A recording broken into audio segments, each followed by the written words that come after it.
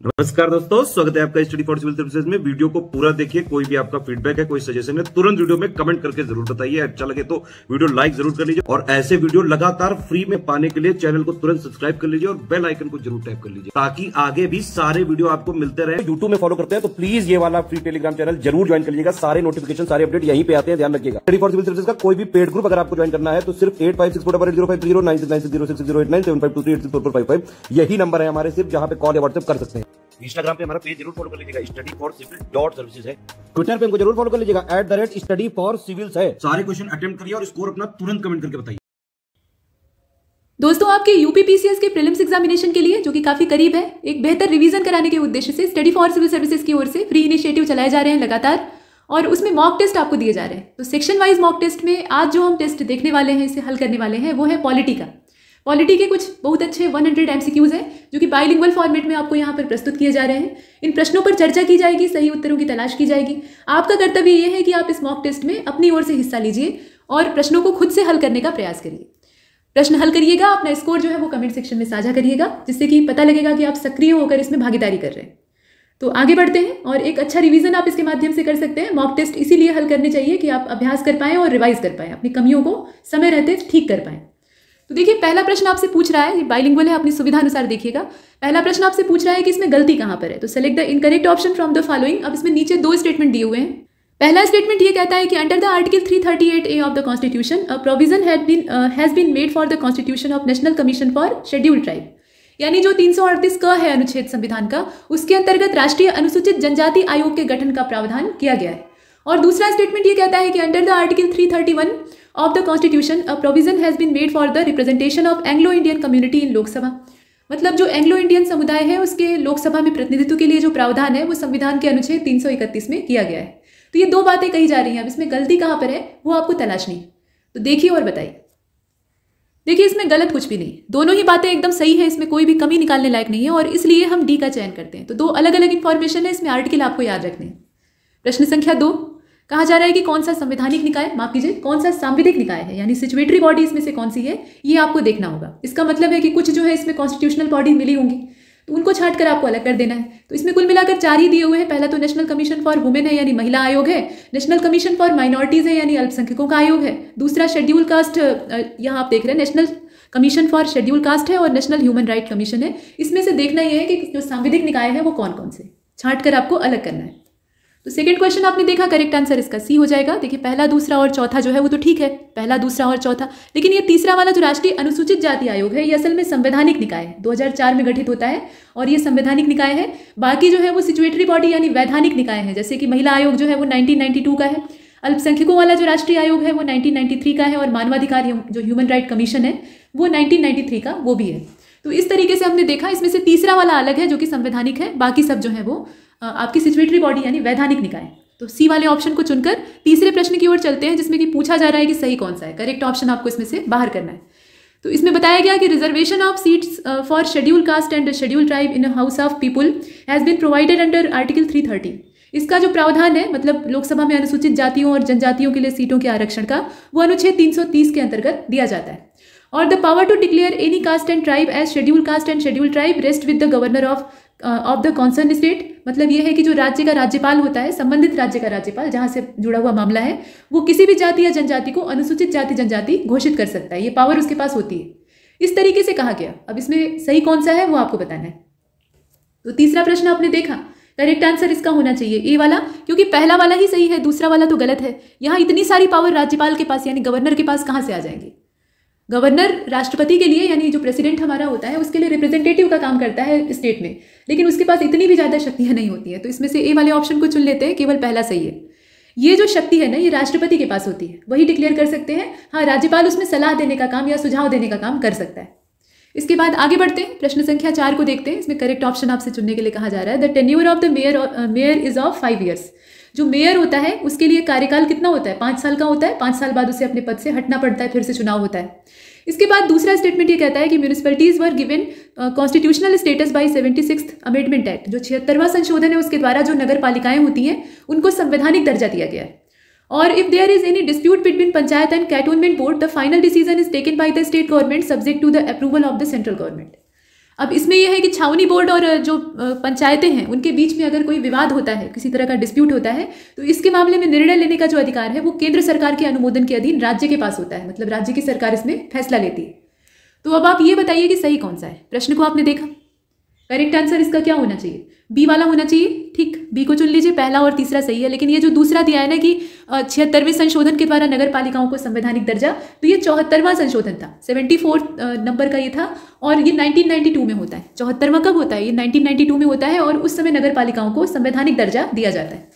तो बी को चुन लिया। प्रश्न संख्या 5 को देखते हैं। अब यहाँ पे कॉन्स्टिट्यूशनल अथॉरिटीज कौन सी हैं ये आपको चुनना है। तो यहाँ जो विकल्प दिए हैं और प्रश्न दिया है उसे आप पूरा देख रहे हैं। स्टेट इलेक्शन कमीशन है, स्टेट फाइनेंस कमीशन है, डिस्ट्रिक्ट पंचायत है।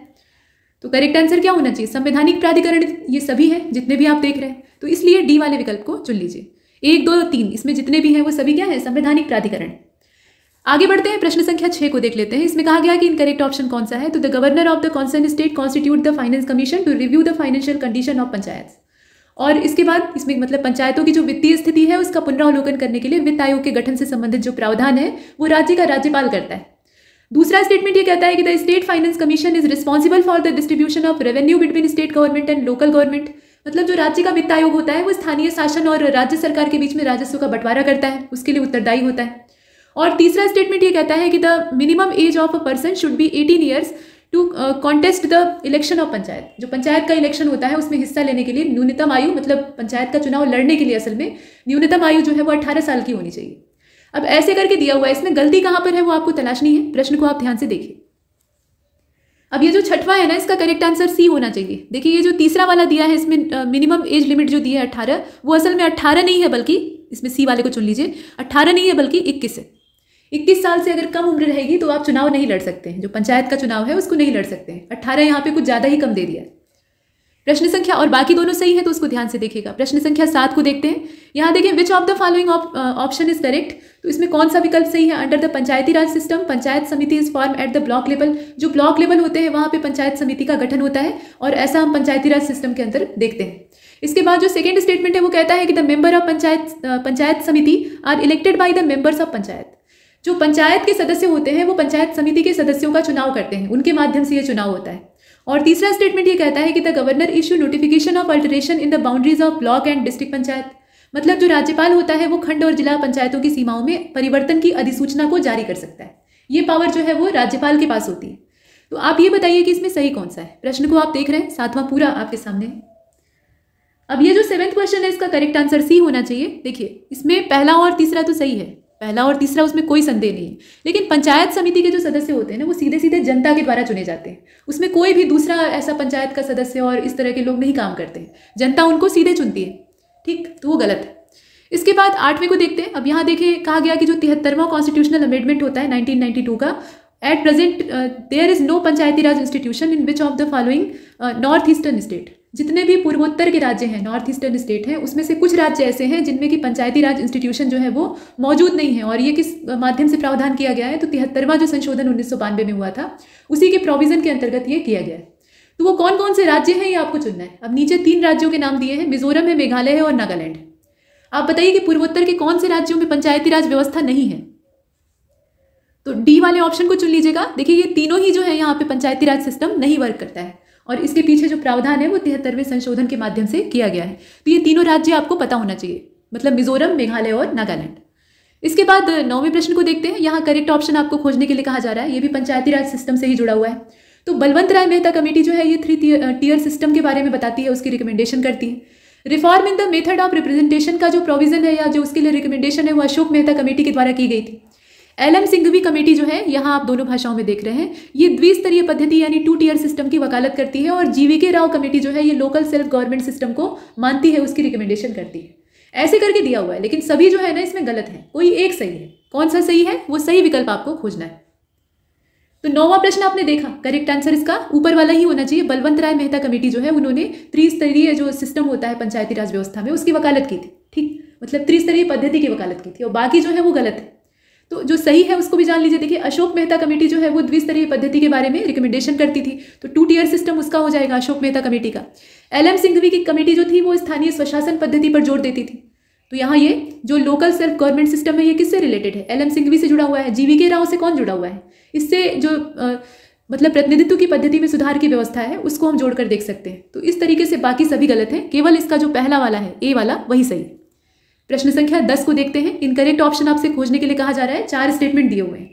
तो Balwant Rai Mehta is called the architect of Panchayati Raj system in India. जो भारत का पंचायती राज सिस्टम है उसके वास्तुकार कहे जाते हैं बलवंत राय मेहता। सुनकर अच्छा लगता है तो ठीक ही होगा।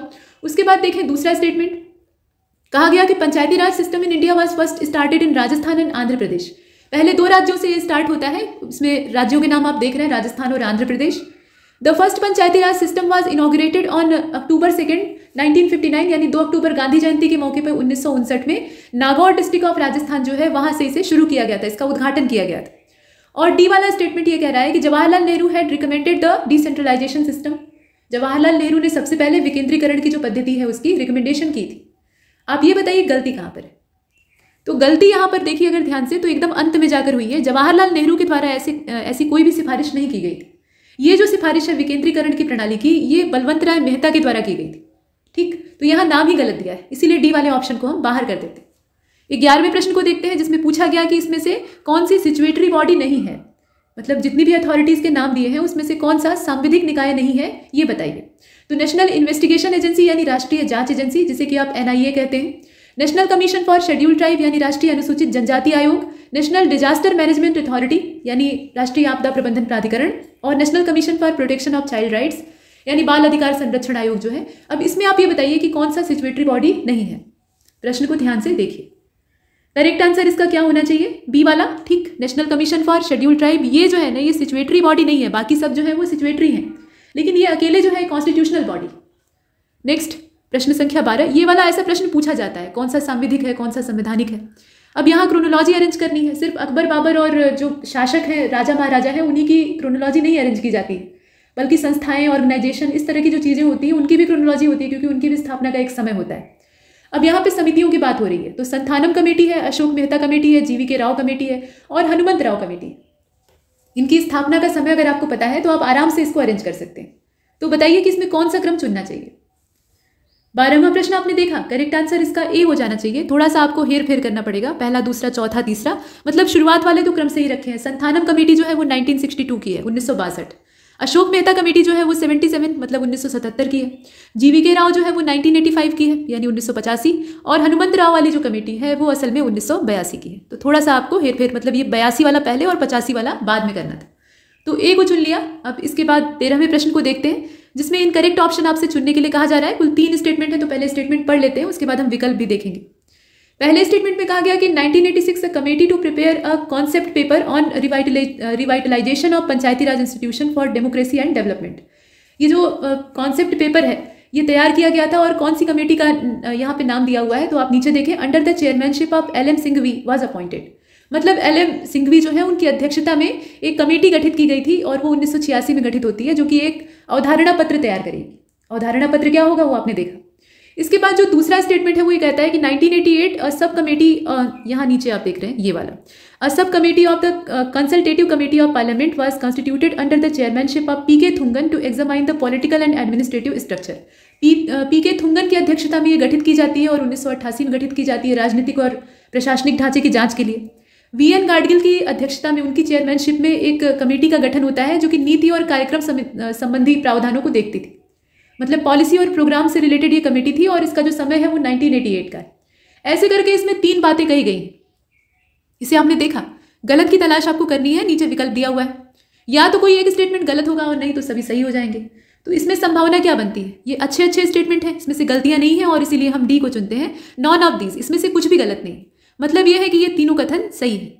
प्रश्न संख्या 14 को देखते हैं।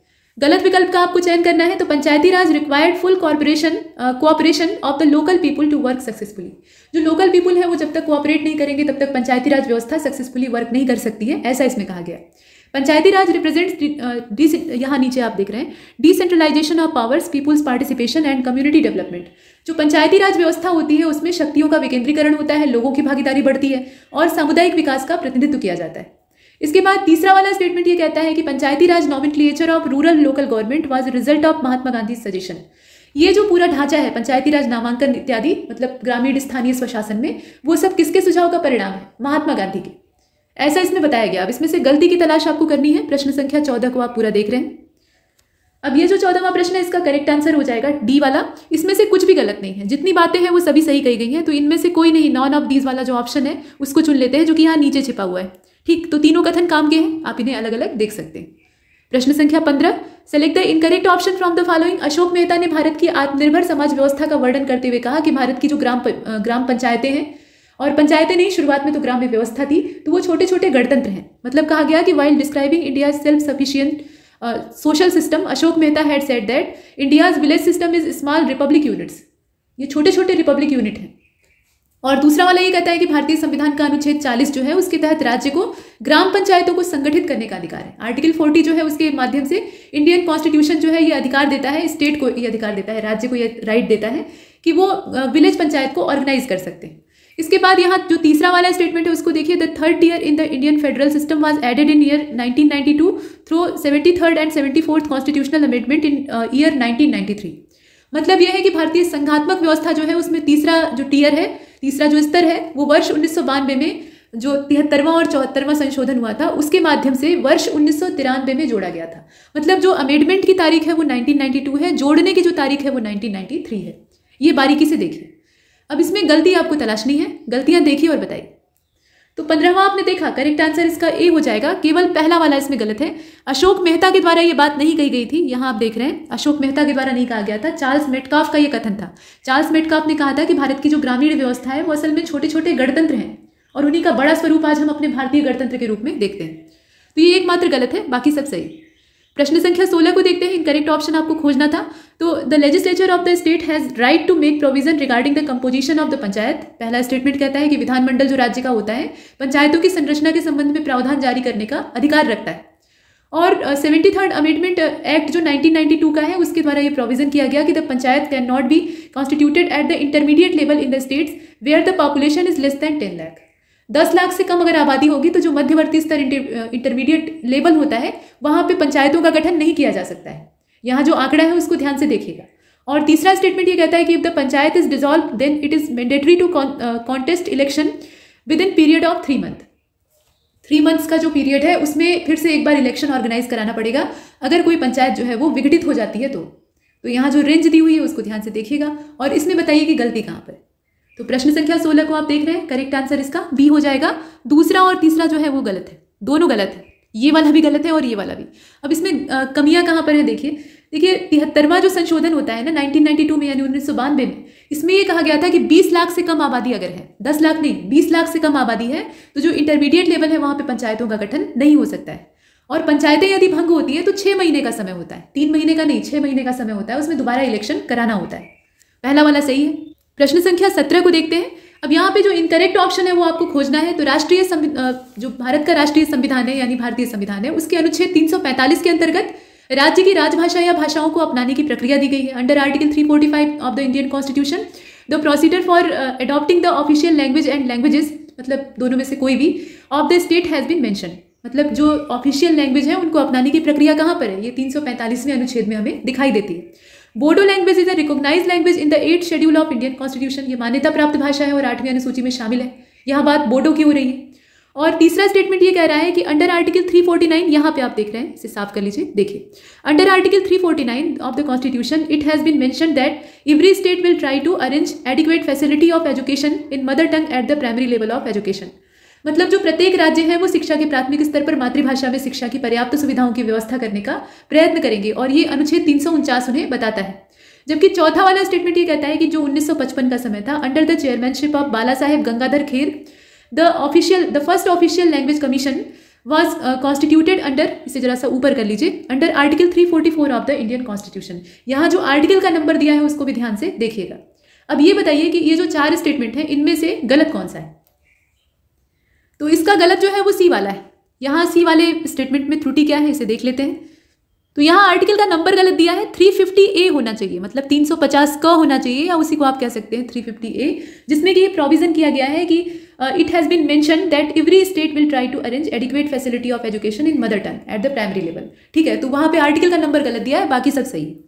प्रश्न संख्या 18 को देखते हैं। Select the correct option. अब यहाँ पे 92वां संशोधन जो 2003 में हुआ था, 92 नंबर का अमेंडमेंट, उसके बारे में कुछ 3 स्टेटमेंट दिए हुए हैं और तीनों को देखकर आपको ये बताना है कि सही कौन सा है। तो प्रश्न को पूरा ही आप यहाँ पर देख रहे हैं। पहले वाले में कहा गया कि 4 languages were added to 8 schedule of the constitution. जो 8वां शेड्यूल है कॉन्स्टिट्यूशन का, उसमें 4 भाषाओं को जोड़ा गया।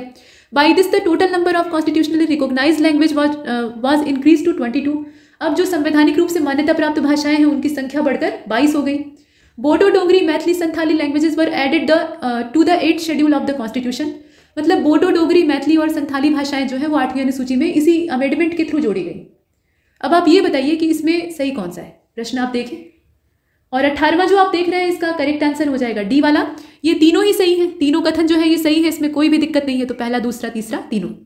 प्रश्न संख्या 19 को देखते हैं। अब यहाँ अरेंज करनी है आपको क्रोनोलॉजी, और क्रोनोलॉजी किसकी आप अरेंज करिएगा, तो ये जो क्लासिकल लैंग्वेजेस का दर्जा प्राप्त भाषाएं हैं ये पहले, मतलब इसमें से कौन सी क्लासिकल लैंग्वेज का दर्जा हासिल करती है, तो जो पहले हासिल की है उसको पहले रखेंगे, जो बाद वाली है उसको बाद में रखेंगे, इसी क्रम में करना है।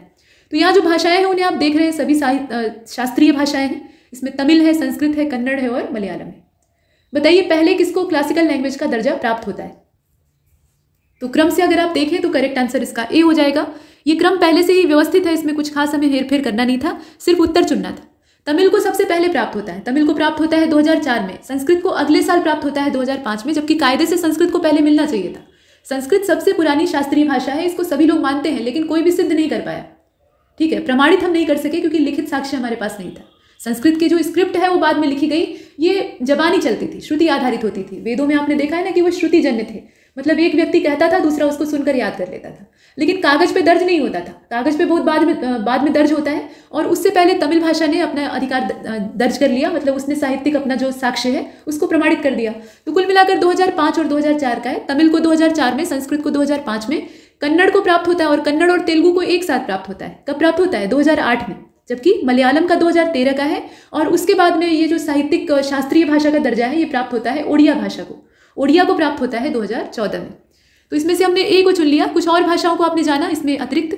अब यहाँ देखिए 20वें में फिर से आपसे गलती ढूंढने के लिए कहा जा रहा है, तो गलतियां ढूंढनी होगी। अब देखिए इसमें कहा गया कि Golaknath versus state of Punjab case जो था, ये गोलकनाथ बनाम पंजाब राज्य वाला मामला, the supreme court had for the first time, यहाँ देख रहे हैं आप, had for the first time limited the constitutional amendment power of the parliament. Parliament जो है वो बेलगाम हो रही थी, तो उसकी जो कॉन्स्टिट्यूशनल अमेंडमेंट की पावर है उसको पहली बार लिमिटेड कर दिया था सुप्रीम कोर्ट ने, मतलब प्रतिबंधित करने का प्रयत्न किया था, सीमित करने का प्रयत्न किया था और सीमित किया था।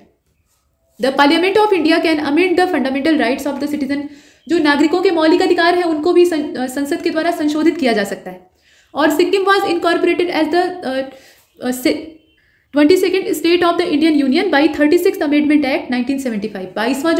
22वें राज्य का दर्जा सिक्किम को प्राप्त होता है। और ये कैसे प्राप्त हुआ? तो जो 36वां संशोधन हमारे संविधान में किया गया था 1975 वाला, उसके माध्यम से ये किया गया। सिक्किम बड़ी ही तनावपूर्ण स्थिति में था, वहाँ का राजा समर्पण करने का इच्छुक नहीं था, और चीन का ऊपर से अच्छा खासा प्रेशर था, मतलब चीन चाहता था कि किसी तरह इस राज्य को हड़प लिया जाए। तो ऐसे में बड़ी ही तत्परता दिखाते हुए तत्कालीन सरकार ने इसे भारत संघ में विलय किया। ये बहुत ही काबिले तारीफ बात थी। तो यहाँ वो समय दिया हुआ है, मतलब ये अमेंडमेंट कौन सा था। इसके बाद आप डी वाले ऑप्शन को देख रहे हैं जिसमें कहा गया कि Manipur was incorporated as the 23rd state of the Indian constitution by 53rd amendment act 1986। 53वां संशोधन होता है 1986 में, और मणिपुर को शामिल किया जाता है 23वें राज्य के तौर पर इंडियन यूनियन में। ये सारी बातें इसमें बताई गई। गलती कहाँ पर है वो आपको ढूंढनी है, तो बताइए। गलती इसके डी वाले स्टेटमेंट में है। डी वाले को आप देख रहे हैं, यहाँ मणिपुर कहाँ से आ जाएगा? ये सारी बातें जो है ना, ये तो मिजोरम पे सही बैठती हैं। मिजोरम को 53वां संशोधन करके 1986 में भारत संघ के 23वें राज्य के रूप में शामिल किया गया, तो यहाँ मिजोरम होना चाहिए था। बाकी सारी बातें सही। 21st को देखते हैं। अब यहाँ अरेंज करना है आपको क्रोनोलॉजिकल ऑर्डर। तो गोलकनाथ मामला है, सज्जन सिंह मामला है, शंकरी प्रसाद मामला है, और केशवानंद भारती ऐतिहासिक मामला। तो ये सारे दिए हुए हैं। अब इनकी तारीखें अगर आप जानते हैं तो इन्हें अरेंज करके देखिए, पहले कौन सा और बाद में कौन सा। तो 21वां जो आप देख रहे हैं इसका करेक्ट आंसर बी होना चाहिए, और बी के हिसाब से इसे व्यवस्थित करके जरा तारीखों को देख लेते हैं। तो गोलकनाथ वाला जो मामला है वो 1967 का है, 67 का है, ठीक है। सज्जन सिंह वाला जो केस है वो 1964 का है, पुराना है इससे।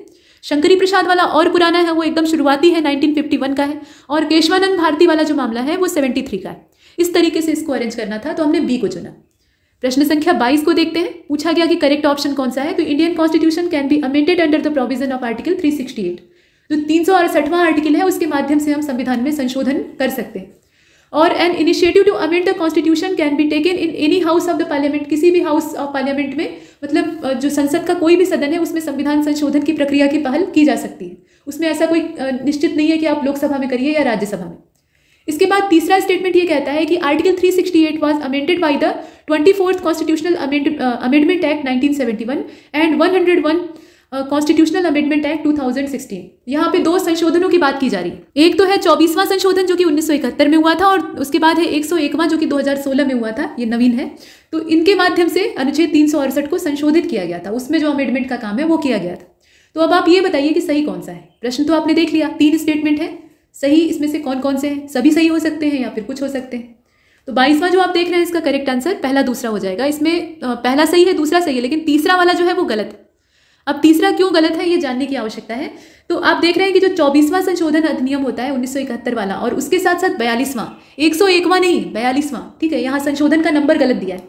42वां संशोधन हुआ था 1976 में, और उसके माध्यम से अनुच्छेद 368 को संशोधित किया गया था। अनुच्छेद 368 में संशोधन 2 अलग अलग संविधान संशोधन अधिनियमों के माध्यम से किया जाता है। पहला तो 24वां है और दूसरा जो है वो 42वां है।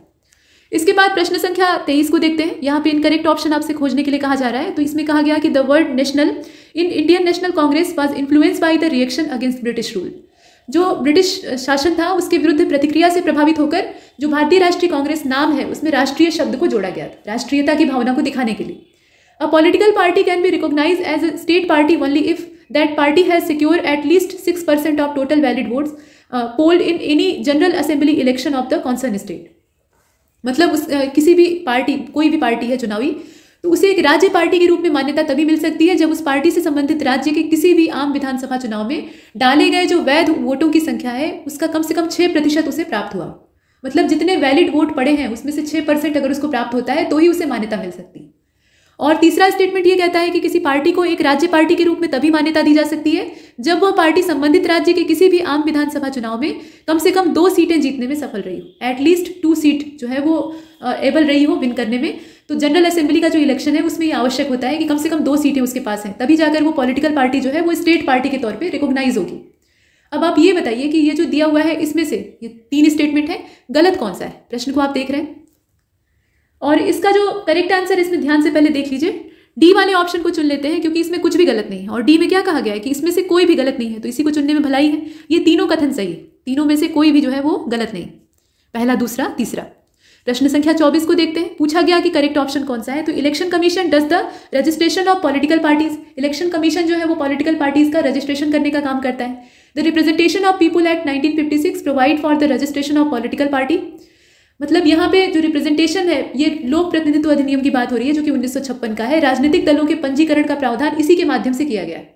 इसके साथ साथ ये कहा गया कि national level political party is one which is recognise is, यहाँ आप देख रहे हैं, which is recognise in at least 4 states. मतलब जो एक राष्ट्रीय स्तर पर राजनीतिक दल है उसके लिए कम से कम 4 राज्यों में उसे मान्यता मिलनी चाहिए। मतलब रिकॉग्निशन उसकी 4 राज्यों में होनी चाहिए, तब जाकर वो राष्ट्रीय स्तर पर मान्यता प्राप्त कर सकता है। तो इसमें से सही कौन सा है ये आपको बताना है। प्रश्न को आप देख रहे हैं और ये जो 24 है इसका करेक्ट आंसर सी हो जाएगा, पहला और तीसरा। इसमें सही कौन सा है, पहला सही है और तीसरा सही है, लेकिन ये जो लोक प्रतिनिधित्व अधिनियम की बात हो रही है ये वाला गलत दिया है। 1956 नहीं होना चाहिए, यहाँ पर होना चाहिए 1951। मतलब लोक प्रतिनिधित्व अधिनियम यानी the representation of people act जो था ये 1951 का था, जो कि ये प्रोविजन करता है कि जो पॉलिटिकल पार्टी है उनका पंजीकरण कराया जा सकता है। तो सी वाले को चुना। 25 को देखते हैं। इसमें पूछा जा रहा है कि इनकरेक्ट ऑप्शन कौन सा है। The election commission has right to give national और regional party status to various political parties of India. मतलब निर्वाचन आयोग के पास यह हक होता है कि वो राष्ट्रीय और क्षेत्रीय पार्टी का दर्जा अलग अलग राजनीतिक दलों को दे सकता है। और पीवी नरसिम्हा राव जो है ये फाउंडर कहे जाते हैं इंडिपेंडेंट लेबर पार्टी के, ठीक है, ये एक बात है। और साथ में ये बताया गया कि in the democratic political system power is form and government is run through the party system. मतलब ये जो दलीय व्यवस्था है उसी के द्वारा लोकतांत्रिक राजनीतिक व्यवस्थाओं में सत्ता का गठन और सरकार का संचालन होता है। तो ये सारी बातें तो बता दी गई। अब इसमें गलती भी आपको ढूंढनी पड़ेगी क्योंकि सारी बातें सही हो ये आवश्यक नहीं है। तो प्रश्न को देखिए और गलतियां बताइए। तो गलती इसमें है, देखिए जो दूसरा स्टेटमेंट है वो गलत है, बाकी सब तो सही है, ठीक। तो बी को चुन लेते हैं, बाकी सही है तो आपको मालूम होना चाहिए, उसकी इन्फॉर्मेशन आपके काम की है। ये BR अम्बेडकर थे जो कि इंडिपेंडेंट लेबर पार्टी के संस्थापक थे। तो इसमें मॉडर्न इंडियन हिस्ट्री का भी थोड़ा सा जो प्रश्न है वो इंक्लूड कर दिया है। मतलब ऐसा नहीं है, हम पॉलिटी को और हिस्ट्री को अलग करके तो देख नहीं सकते, दोनों एक दूसरे से इतनी अच्छी तरह से मिली हुई है कि अलग करना संभव नहीं। तो यहाँ पे नरसिम्हा राव नहीं होना चाहिए बल्कि बाबा साहेब अम्बेडकर का नाम होना चाहिए। तो दूसरा गलत। 26 को देखते हैं भाई। अब यहाँ देखें इनकरेक्ट ऑप्शन आपको खोजना है। तो एंटी डिफेक्शन लॉ की अब यहाँ बात हो रही है जो कि हमेशा चर्चा में रहता है। तो दल बदल निरोधक अधिनियम 15 फरवरी 1985 को अधिनियमित किया गया था। एंटी डिफेक्शन लॉ जो है इसका इनेक्शन कब होता है, ये तारीख थी 15 फरवरी 1985 की। Political parties were given constitutional recognition for the first time in year 1985। पहली बार जो इनको संवैधानिक मान्यता प्राप्त होती है वो 1985 का समय था। तो आप ये बताइए गलती कहाँ पर, प्रश्न को आपने देखा 26, करेक्ट आंसर इसका होना चाहिए डी वाला, ना तो पहला गलत है ना दूसरा गलत है, अर्थात दोनों सही। ठीक, इसके बाद 27 को देखते हैं। 27 में आपसे कहा गया करेक्ट ऑप्शन ढूंढिए, तो इसमें कुल मिलाकर 3 ही स्टेटमेंट है। पहले वाले में फिर से वही दल बदल विरोधी कानून, यानी the anti defection law in Jammu and Kashmir was enacted इन 1979। जम्मू कश्मीर में इसका अधिनियमन किया गया था, वो समय था 1979 का। To become the leader of opposition, second statement कहता है कि to become the leader of opposition would be declared by the Lok Sabha speaker, a political party need at least 10% strength of the house. कम से कम उसे 10% की जो सदस्य सीमा का न्यूनतम है वो हासिल करना अनिवार्य होता है। मतलब विपक्ष के नेता की मान्यता प्राप्त करने के लिए कंडीशन है कि लोकसभा का अध्यक्ष जो है उसके द्वारा एक घोषित मान्यताएं हैं। जो संबंधित राजनीतिक दल है उसके सदन की अधिकतम सदस्य सीमा का न्यूनतम 10% उसे हासिल करना होता है। और इसके बाद जो तीसरा स्टेटमेंट है वो ये कहता है कि 1963 कामराज स्कीम, ये जो कामराज योजना है, was formulated to revitalise the Indian national Congress and increase its contribution into national development. मतलब जो राष्ट्रीय विकास में भारतीय राष्ट्रीय कांग्रेस का योगदान है उसको जीवंत बनाने के उद्देश्य से कामराज योजना को तैयार किया गया था 1963 में। अब ये सारी बातें हैं, सही कौन सा है वो आपको बताना है। 27 को आप देख रहे हैं, तो 27 का जो करेक्ट आंसर है वो इसमें डी हो जाएगा। सही की तलाश करनी है तो तीनों ही सही है। ठीक, तीनों ही कथन सही है, इसमें कुछ भी गलत नहीं है, सारी जो बातें हैं वो परफेक्ट हैं। तो हम डी का चयन कर लेते हैं। आगे बढ़ते हैं, प्रश्न संख्या 28 को देखते हैं। करेक्ट ऑप्शन आपको खोजना है। आर्टिकल 324 ऑफ इंडियन कॉन्स्टिट्यूशन या constitution of India provide for the establishment of election commission of India. ठीक, मतलब जो भारतीय संविधान का अनुच्छेद 324 है वो भारतीय निर्वाचन आयोग की स्थापना का प्रावधान करता है। तो आर्टिकल कौन सा किसमें क्या है ये आपको मालूम होना चाहिए। The chief election commissioner and the other election commissioners of election commission of India are appointed by the president under the law made by parliament. संसद कानून बनाती है और नियुक्ति कौन करता है, राष्ट्रपति करता है। किसकी नियुक्ति करने की बात कर रहे हैं, तो राष्ट्रपति नियुक्ति करता है भारत के निर्वाचन आयोग के मुख्य चुनाव आयुक्त की और जो अन्य चुनाव आयुक्त हैं उनकी भी। यानी इसमें नियम बनाने का काम संसद का होता है, नियुक्ति करने का अधिकार राष्ट्रपति के पास होता है। और तीसरा स्टेटमेंट ये कहता है कि the term of office of chief election commissioner of the election commission of India is either 6 year और till the age of 65 year whichever is earlier. मतलब इसमें यह कहा गया कि जो भारत का निर्वाचन आयोग है उसके मुख्य चुनाव आयुक्त का कार्यकाल 6 वर्ष या 65 वर्ष की आयु तक जो भी पहले कंप्लीट हो जाए वहां तक होता है। तो ये सारी बातें यहाँ पर कही गई हैं। अब इसमें से सही कौन सा है वो आपको तलाशना है। 28 को आप देख रहे हैं, तो 28 जो है इसका करेक्ट आंसर डी हो जाएगा। ठीक है, डी वाले ऑप्शन को चुन लेते हैं क्योंकि तीनों ही सही है। इसमें जो तीनों बातें कही गई हैं डी को हमने चुना, यानी पहला दूसरा तीसरा तीनों ही सही। ठीक है, आगे बढ़ते हैं। यहाँ देख रहे हैं आप प्रश्न संख्या 29 को देखते हैं। इनकरेक्ट ऑप्शन आपको चुनना है। The chief election commissioner can be remove from the office in the same manner as it prescribe in article 124 for the removal of जजेस ऑफ सुप्रीम कोर्ट। मतलब ये है कि जो सुप्रीम कोर्ट के न्यायाधीश होते हैं उनको हटाने के जो तरीके हैं ठीक उसी तरीके से 124 जो आर्टिकल है उसी के माध्यम से, मतलब उसी के तरीके के प्रावधानों से मुख्य चुनाव आयुक्त को भी उसके पद से हटाया जा सकता है। मतलब प्रक्रिया कैसी होगी, तो सुप्रीम कोर्ट के जो न्यायाधीश हैं उनकी ही तरह से प्रक्रिया होगी। और दूसरा स्टेटमेंट ये कहता है कि chief election commissioner can be remove on the ground of proved misbehaviour certified by 1/3 majority of members of both houses of parliament.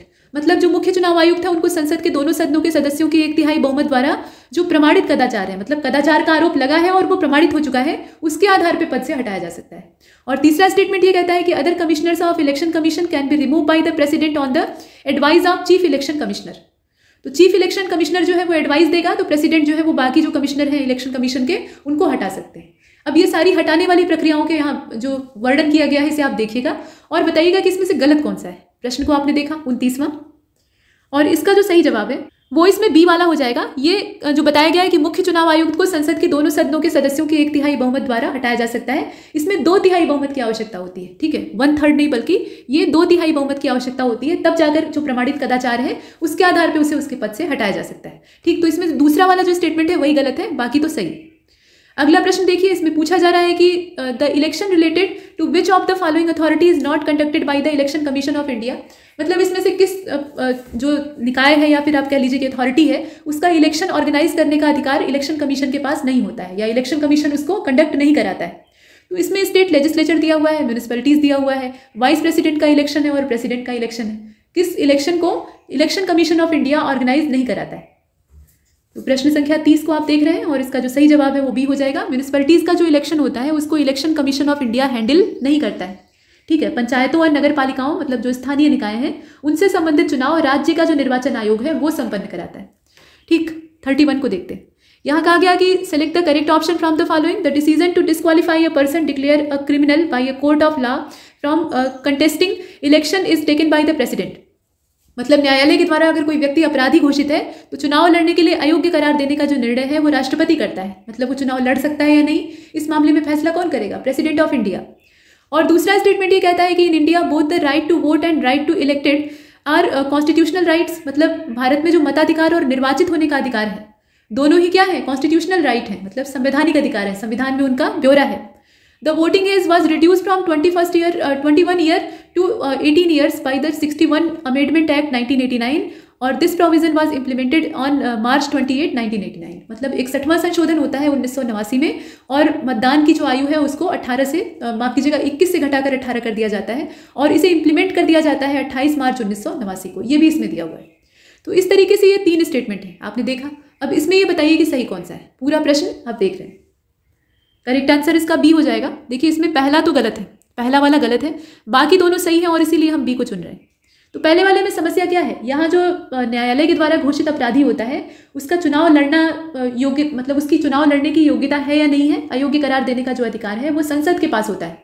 मतलब संसद इस मामले में फैसला लेती है और निर्णय देती है। ठीक, तो इसमें राष्ट्रपति का रोल नहीं, बाकी सब सही। प्रश्न संख्या 32 को देखते हैं। अब इसमें करेक्ट ऑप्शन आपको खोजना है। तो adult franchise has been recognise under the article 326 in constitution. मतलब जो संविधान का अनुच्छेद 326 है उसके द्वारा वयस्क मताधिकार को मान्यता प्रदान की गई। ठीक, वयस्क मताधिकार जो है उसको मान्यता कैसे मिलती है? 326 नंबर का जो आर्टिकल है उसके माध्यम से। और दिनेश गोस्वामी कमेटी जो है इसका गठन हुआ था 1990 में और इसका संबंध निर्वाचन सुधारों से था। मतलब जो इलेक्शन रिफॉर्म है उससे रिलेटेड ये कमेटी थी। और तीसरा स्टेटमेंट ये कहता है कि अक्टूबर 16, 1989 यानी 16 अक्टूबर 1989 for the first time 2 additional election commissioner were appointed in election commission. मतलब 2 अतिरिक्त निर्वाचन आयुक्तों की नियुक्ति इलेक्शन कमीशन यानी निर्वाचन आयोग में की गई थी। वो समय दिया हुआ है। अब आपको ये बताना है कि सही कौन सा है। तो प्रश्न को आपने देखा और करेक्ट आंसर इसका डी हो जाएगा। तीनों ही सही, तीनों ही यहाँ जो कथन दिए हुए हैं सबके सब सही है और इसलिए हम इसका डी वाला ऑप्शन चुनते हैं। प्रश्न संख्या 33, सेलेक्ट द इनकरेक्ट ऑप्शन। अब यहाँ कहा गया कि लोक सेवाओं में सुधार के लिए पीसी होटा कमेटी का गठन 2004 में किया गया था। पीसी होटा कमेटी जो है इसका फॉर्मेशन किया जाता है 2004 में to reform the civil services. और इसके बाद जो बी वाला स्टेटमेंट है उसमें कहा गया कि भारत सरकार अधिनियम 1935, एकदम पीछे हम लोग जा रहे हैं, इसके अंतर्गत भारत में पहली बार लोक सेवा आयोग की स्थापना का प्रावधान किया गया था। मतलब जो पब्लिक सर्विस कमीशन है उसकी स्टैब्लिशमेंट का जो प्रोविजन है ये फर्स्ट टाइम कब होता है? ये गवर्नमेंट ऑफ इंडिया एक्ट 1935 के माध्यम से किया जाता है। इसके बाद उत्तर प्रदेश लोक सेवा आयोग के व्यय जो है वो राज्य की संचित निधि पर भारित होते हैं, यानी जो इसका खर्चा पानी है वो कौन पूरा करता है? राज्य की संचित निधि देती है। ठीक, तो expenditure of Uttar Pradesh public service commission is charge on the consolidated fund of the state, India नहीं स्टेट, ध्यान दीजिएगा। और the functions of state public service commission of Uttar Pradesh can be expanded by the Uttar Pradesh legislature. मतलब उत्तर प्रदेश का जो राज्य लोक सेवा आयोग है उसके कार्यों का विस्तार विधानमंडल के माध्यम से किया जाता है। जो राज्य का विधानमंडल है उसके माध्यम से किया जाता है। तो इस तरीके से ये 4 स्टेटमेंट है। गलतियां कहाँ पर है वो बताइए। तो 33वां आपने देखा, करेक्ट आंसर इसका होना चाहिए बी वाला। देखिए भारत सरकार अधिनियम 1935 के माध्यम से लोक सेवा आयोग की पहली बार स्थापना की गई थी, यही गलत दिया है। ये तो 1919 में ही हो गया था। माउंटेग्यू चेम्सफोर्ड रिफॉर्म जो आप देखते हैं उसी के माध्यम से पहली बार लोक सेवा आयोग की स्थापना का प्रावधान किया जाता है। ठीक, तो यहाँ पे 35 नहीं बल्कि 1919 होना चाहिए। तो आगे बढ़ते हैं, बाकी सब सही है। पीसी होता कमेटी को देख लीजिएगा एक बार। 34 को देखते हैं। अब यहाँ पे कहा गया कि इनकरेक्ट ऑप्शन कौन सा है बताइए। 2 स्टेटमेंट है। तो भारत के राष्ट्रपति के अनुमोदन से किसी भी राज्य के लोक सेवा आयोग के कार्य संघ लोक सेवा आयोग को सौंपे जा सकते हैं। मतलब जो पब्लिक सर्विस कमीशन है तो स्टेट पब्लिक सर्विस कमीशन जो है उसके जितने भी कार्य हैं वो किसको दिए जा सकते हैं? यूनियन पब्लिक सर्विस कमीशन यानी यूपीएससी को दिए जा सकते हैं। और ये कौन कर सकता है? तो राष्ट्रपति अनुमोदन करेगा तब। इसके बाद दूसरा स्टेटमेंट जो है वो ये कहता है कि the parliament has no role to play in the removal of the controller and auditor general of India. मतलब जो भारत का कंट्रोलर एंड ऑडिटर जनरल यानी नियंत्रक और महालेखा परीक्षक होता है उसको पद से हटाने में संसद की कोई भूमिका नहीं होती है। मतलब पार्लियामेंट उसमें कोई भी रोल अपना प्ले नहीं करती है। तो आप ये बताइए गलती कहाँ पर है? 2 ही स्टेटमेंट है, पूरा प्रश्न आप देख रहे हैं। 34 का जो करेक्ट आंसर है वो बी हो जाएगा। दूसरा स्टेटमेंट गलत है। दूसरे स्टेटमेंट में कहा गया है ना कि कोई भी रोल संसद का नहीं होता है, यही गलत है। मतलब यह है कि संसद की भूमिका तो उसमें सबसे महत्वपूर्ण मानी जाती है। मतलब उच्च न्यायालय के न्यायाधीश हों या सर्वोच्च न्यायालय के न्यायाधीश हों या हमारा कंट्रोलर और ऑडिटर जनरल हो, मतलब नियंत्रक और महालेखा परीक्षक, इन सभी को अगर पद से हटाना है तो उसमें संसद की भूमिका अनिवार्य होती है, उसके बिना काम नहीं हो सकता है। इसके बाद 35 की ओर चलते हैं। 35 में आपसे पूछा गया कौन सा सही है। तो केंद्रीय अन्वेषण ब्यूरो की स्थापना हुई थी 1963 में। Central bureau of investigation establish हुआ था 1963 में। और केंद्रीय सतर्कता आयोग 1964 का है, यानी सेंट्रल विजिलेंस कमीशन जो है वो 1964 का है। इसके बाद प्रिवेंशन ऑफ करप्शन एक्ट जो है वो आया था 1988 में, यानी भ्रष्टाचार निवारण कानून का जो समय है वो 1988 का है। जबकि इन्फोर्समेंट डायरेक्टोरेट जो है वो 1965 का है, यानी प्रवर्तन निदेशालय। अब आप ये बताइए कि सही कौन सा है। इसमें एक से ज़्यादा सही होगा, इसमें कोई संदेह नहीं है। तो कौन कौन सा? 35 करेक्ट आंसर इसका ए हो जाएगा। पहला, दूसरा और तीसरा सही।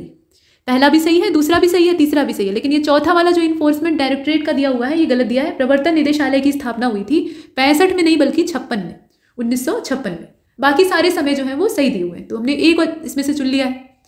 इसके बाद 36 को देखते हैं। 36 में आपसे पूछा गया कि इनकरेक्ट ऑप्शन कौन सा है। तो इसमें कहा गया कि the chairman and other members of the joint public service commission for 2 और more states are appointed by the president of India. अगर 2 या 2 से अधिक राज्यों के लिए संयुक्त लोक सेवा आयोग का गठन हुआ है तो उसमें अध्यक्ष और अन्य सदस्यों की नियुक्ति का जो प्रावधान है वो राष्ट्रपति करता है, मतलब राष्ट्रपति के द्वारा ये नियुक्तियां की जाती। दूसरा स्टेटमेंट ये कहता है कि किसी राज्य में राज्य लोक सेवा आयोग का अध्यक्ष, यहाँ आप देख रहे हैं, राज्य लोक सेवा आयोग का अध्यक्ष और अन्य सदस्यों की नियुक्ति संबंधित राज्य के राज्यपाल द्वारा की जाती है। Chairman and other members of the state public service commission in the state are appointed by the governor of the concern state. मतलब उस राज्य का जो राज्यपाल है वो नियुक्ति करता है। सी वाले को आप देखिए, under article 318 of the constitution the member of public service commission can be removed. जो संविधान का 318वां अनुच्छेद है उसके माध्यम से लोक सेवा आयोग के सदस्यों को हटाया जा सकता है, उसमें ऐसा प्रोविजन दिया हुआ है। द चेयरमैन एंड अदर, यहाँ आप देख रहे हैं, the chairman and any other member of the state public service commission can be remove by the president after an inquiry by the supreme court. ठीक, मतलब राज्य लोक सेवा आयोग के अध्यक्ष और अन्य किसी सदस्य को उच्चतम न्यायालय की जांच के बाद राष्ट्रपति द्वारा हटाया जा सकता है। तो ये सारी बातें कह दी गई। अब इसमें इनकरेक्ट ऑप्शन कौन सा है वो आपको ढूंढना है और बताना है। तो 36 को आप देखिएगा और इसका जो राइट आंसर है वो सी हो जाएगा। यहाँ पे कहा गया कि अनुच्छेद 318 के अंतर्गत जो लोक सेवा आयोग के सदस्य हैं उनको हटाया जा सकता है। ये अनुच्छेद का नंबर गलत दिया है, 317वां होना चाहिए, 318 नहीं बल्कि यहाँ पे 317 होना चाहिए। मतलब 317वें अनुच्छेद में ये प्रावधान किया गया है कि लोक सेवा आयोग के सदस्यों को कैसे हटाया जाएगा। बाकी जितनी भी बातें यहाँ लिखी हुई हैं वो सभी सही है। तो सी को इसमें से बाहर कर लेते हैं और प्रश्न संख्या 37 को देखते हैं। इनकरेक्ट ऑप्शन इसमें खोजना है। कुल मिलाकर 4 स्टेटमेंट है। तो मंडल कमीशन, जो कि अक्सर ये भी चर्चा में रहता है, was constituted in year 1979 by Janata party government headed by and then prime minister Morarji Desai.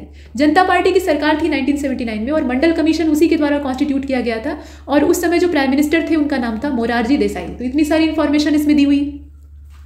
इसके बाद कहा गया इसी मंडल कमीशन के बारे में कि the Mandal commission had submitted its report to the president on December 31st, 1980। ये अपनी रिपोर्ट राष्ट्रपति को सौंपता है और वो समय था 31 दिसंबर 1980 का। The Mandal commission was constituted under article 343 of the constitution.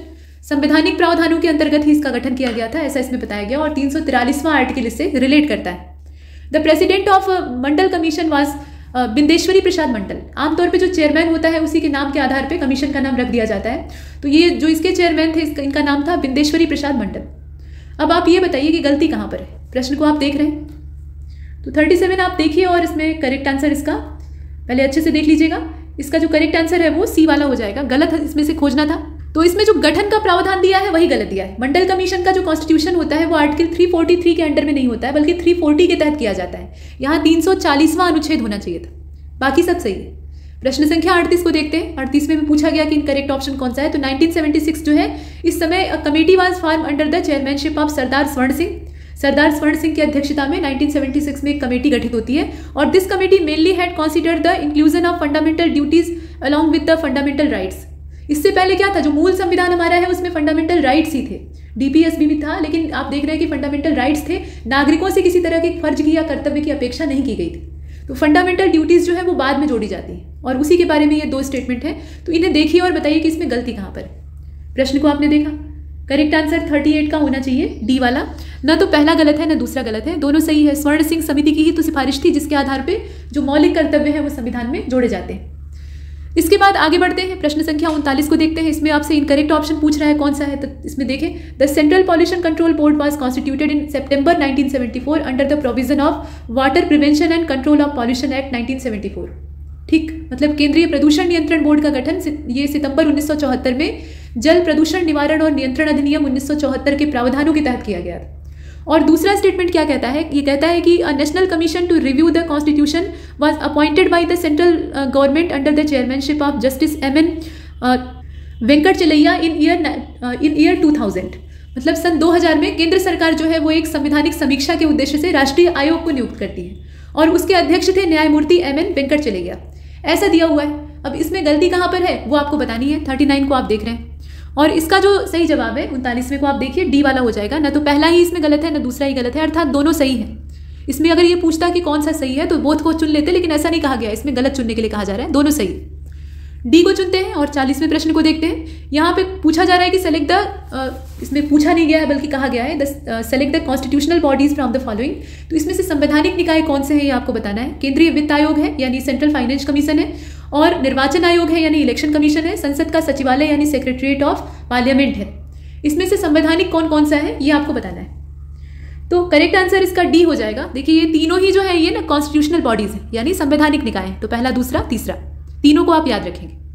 41वें को देखते हैं। यहाँ आपसे इनकरेक्ट खोजने के लिए कहा जा रहा है। तो 1966 में मोरारजी देसाई की अध्यक्षता में प्रशासनिक सुधार आयोग का गठन किया गया था। ये जो एडमिनिस्ट्रेटिव रिफॉर्म कमीशन है 1966 वाला, इसके चेयरमैन थे मोरारजी देसाई।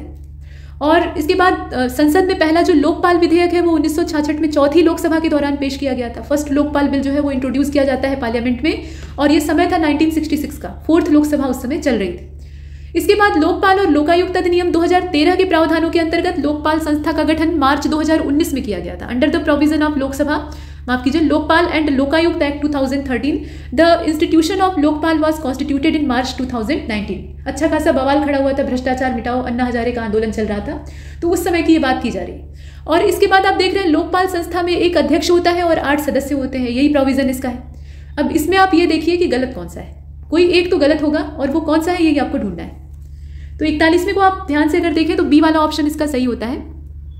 मतलब इसमें हम टिक लगाएंगे तो इसका मतलब है कि इसकी सूचना गलत है। यहाँ ये कहा गया कि संसद में पहला जो लोकपाल विधेयक है वो 1966 में यानी 1966 का जो समय है उस समय चौथी लोकसभा के अंतर्गत पेश किया जाता है। तो ये समय जो है ये 1966 नहीं बल्कि 1968 का होगा।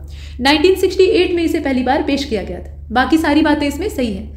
और जो पहले इसके अध्यक्ष बनते हैं, मतलब लोकपाल संस्था का गठन होता है और पहले अध्यक्ष जो इसके बनते हैं वो पिनाकी चंद्र घोष थे। इनका नाम भी पूछा जा सकता है। तो आगे बढ़ते हैं और 42 को देखते हैं। इसमें कहा गया कि इनकरेक्ट ऑप्शन कौन सा है। तो Madhya Pradesh is the first state to establish the institution of Lokayukta. Lokayukta of Uttar Pradesh submit his report to the governor और the term of office of Lokayukta of Uttar Pradesh is currently 8 years. 8 वर्ष का इसका पूरा जो टर्म ऑफ ऑफिस है वो होता है।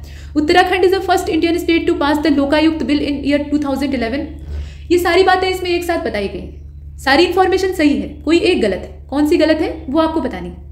तो 42वें को आप देख रहे हैं और इसका जो सही जवाब है वो ए वाला हो जाएगा। मध्य प्रदेश के बारे में कहा गया कि ये पहली लोकायुक्त संस्था स्थापित करने वाला राज्य नहीं, मध्य प्रदेश नहीं, महाराष्ट्र। ठीक है, यहाँ पे नाम क्या होना चाहिए, महाराष्ट्र होना चाहिए। बाकी जितनी इंफॉर्मेशन है सबकी सब सही।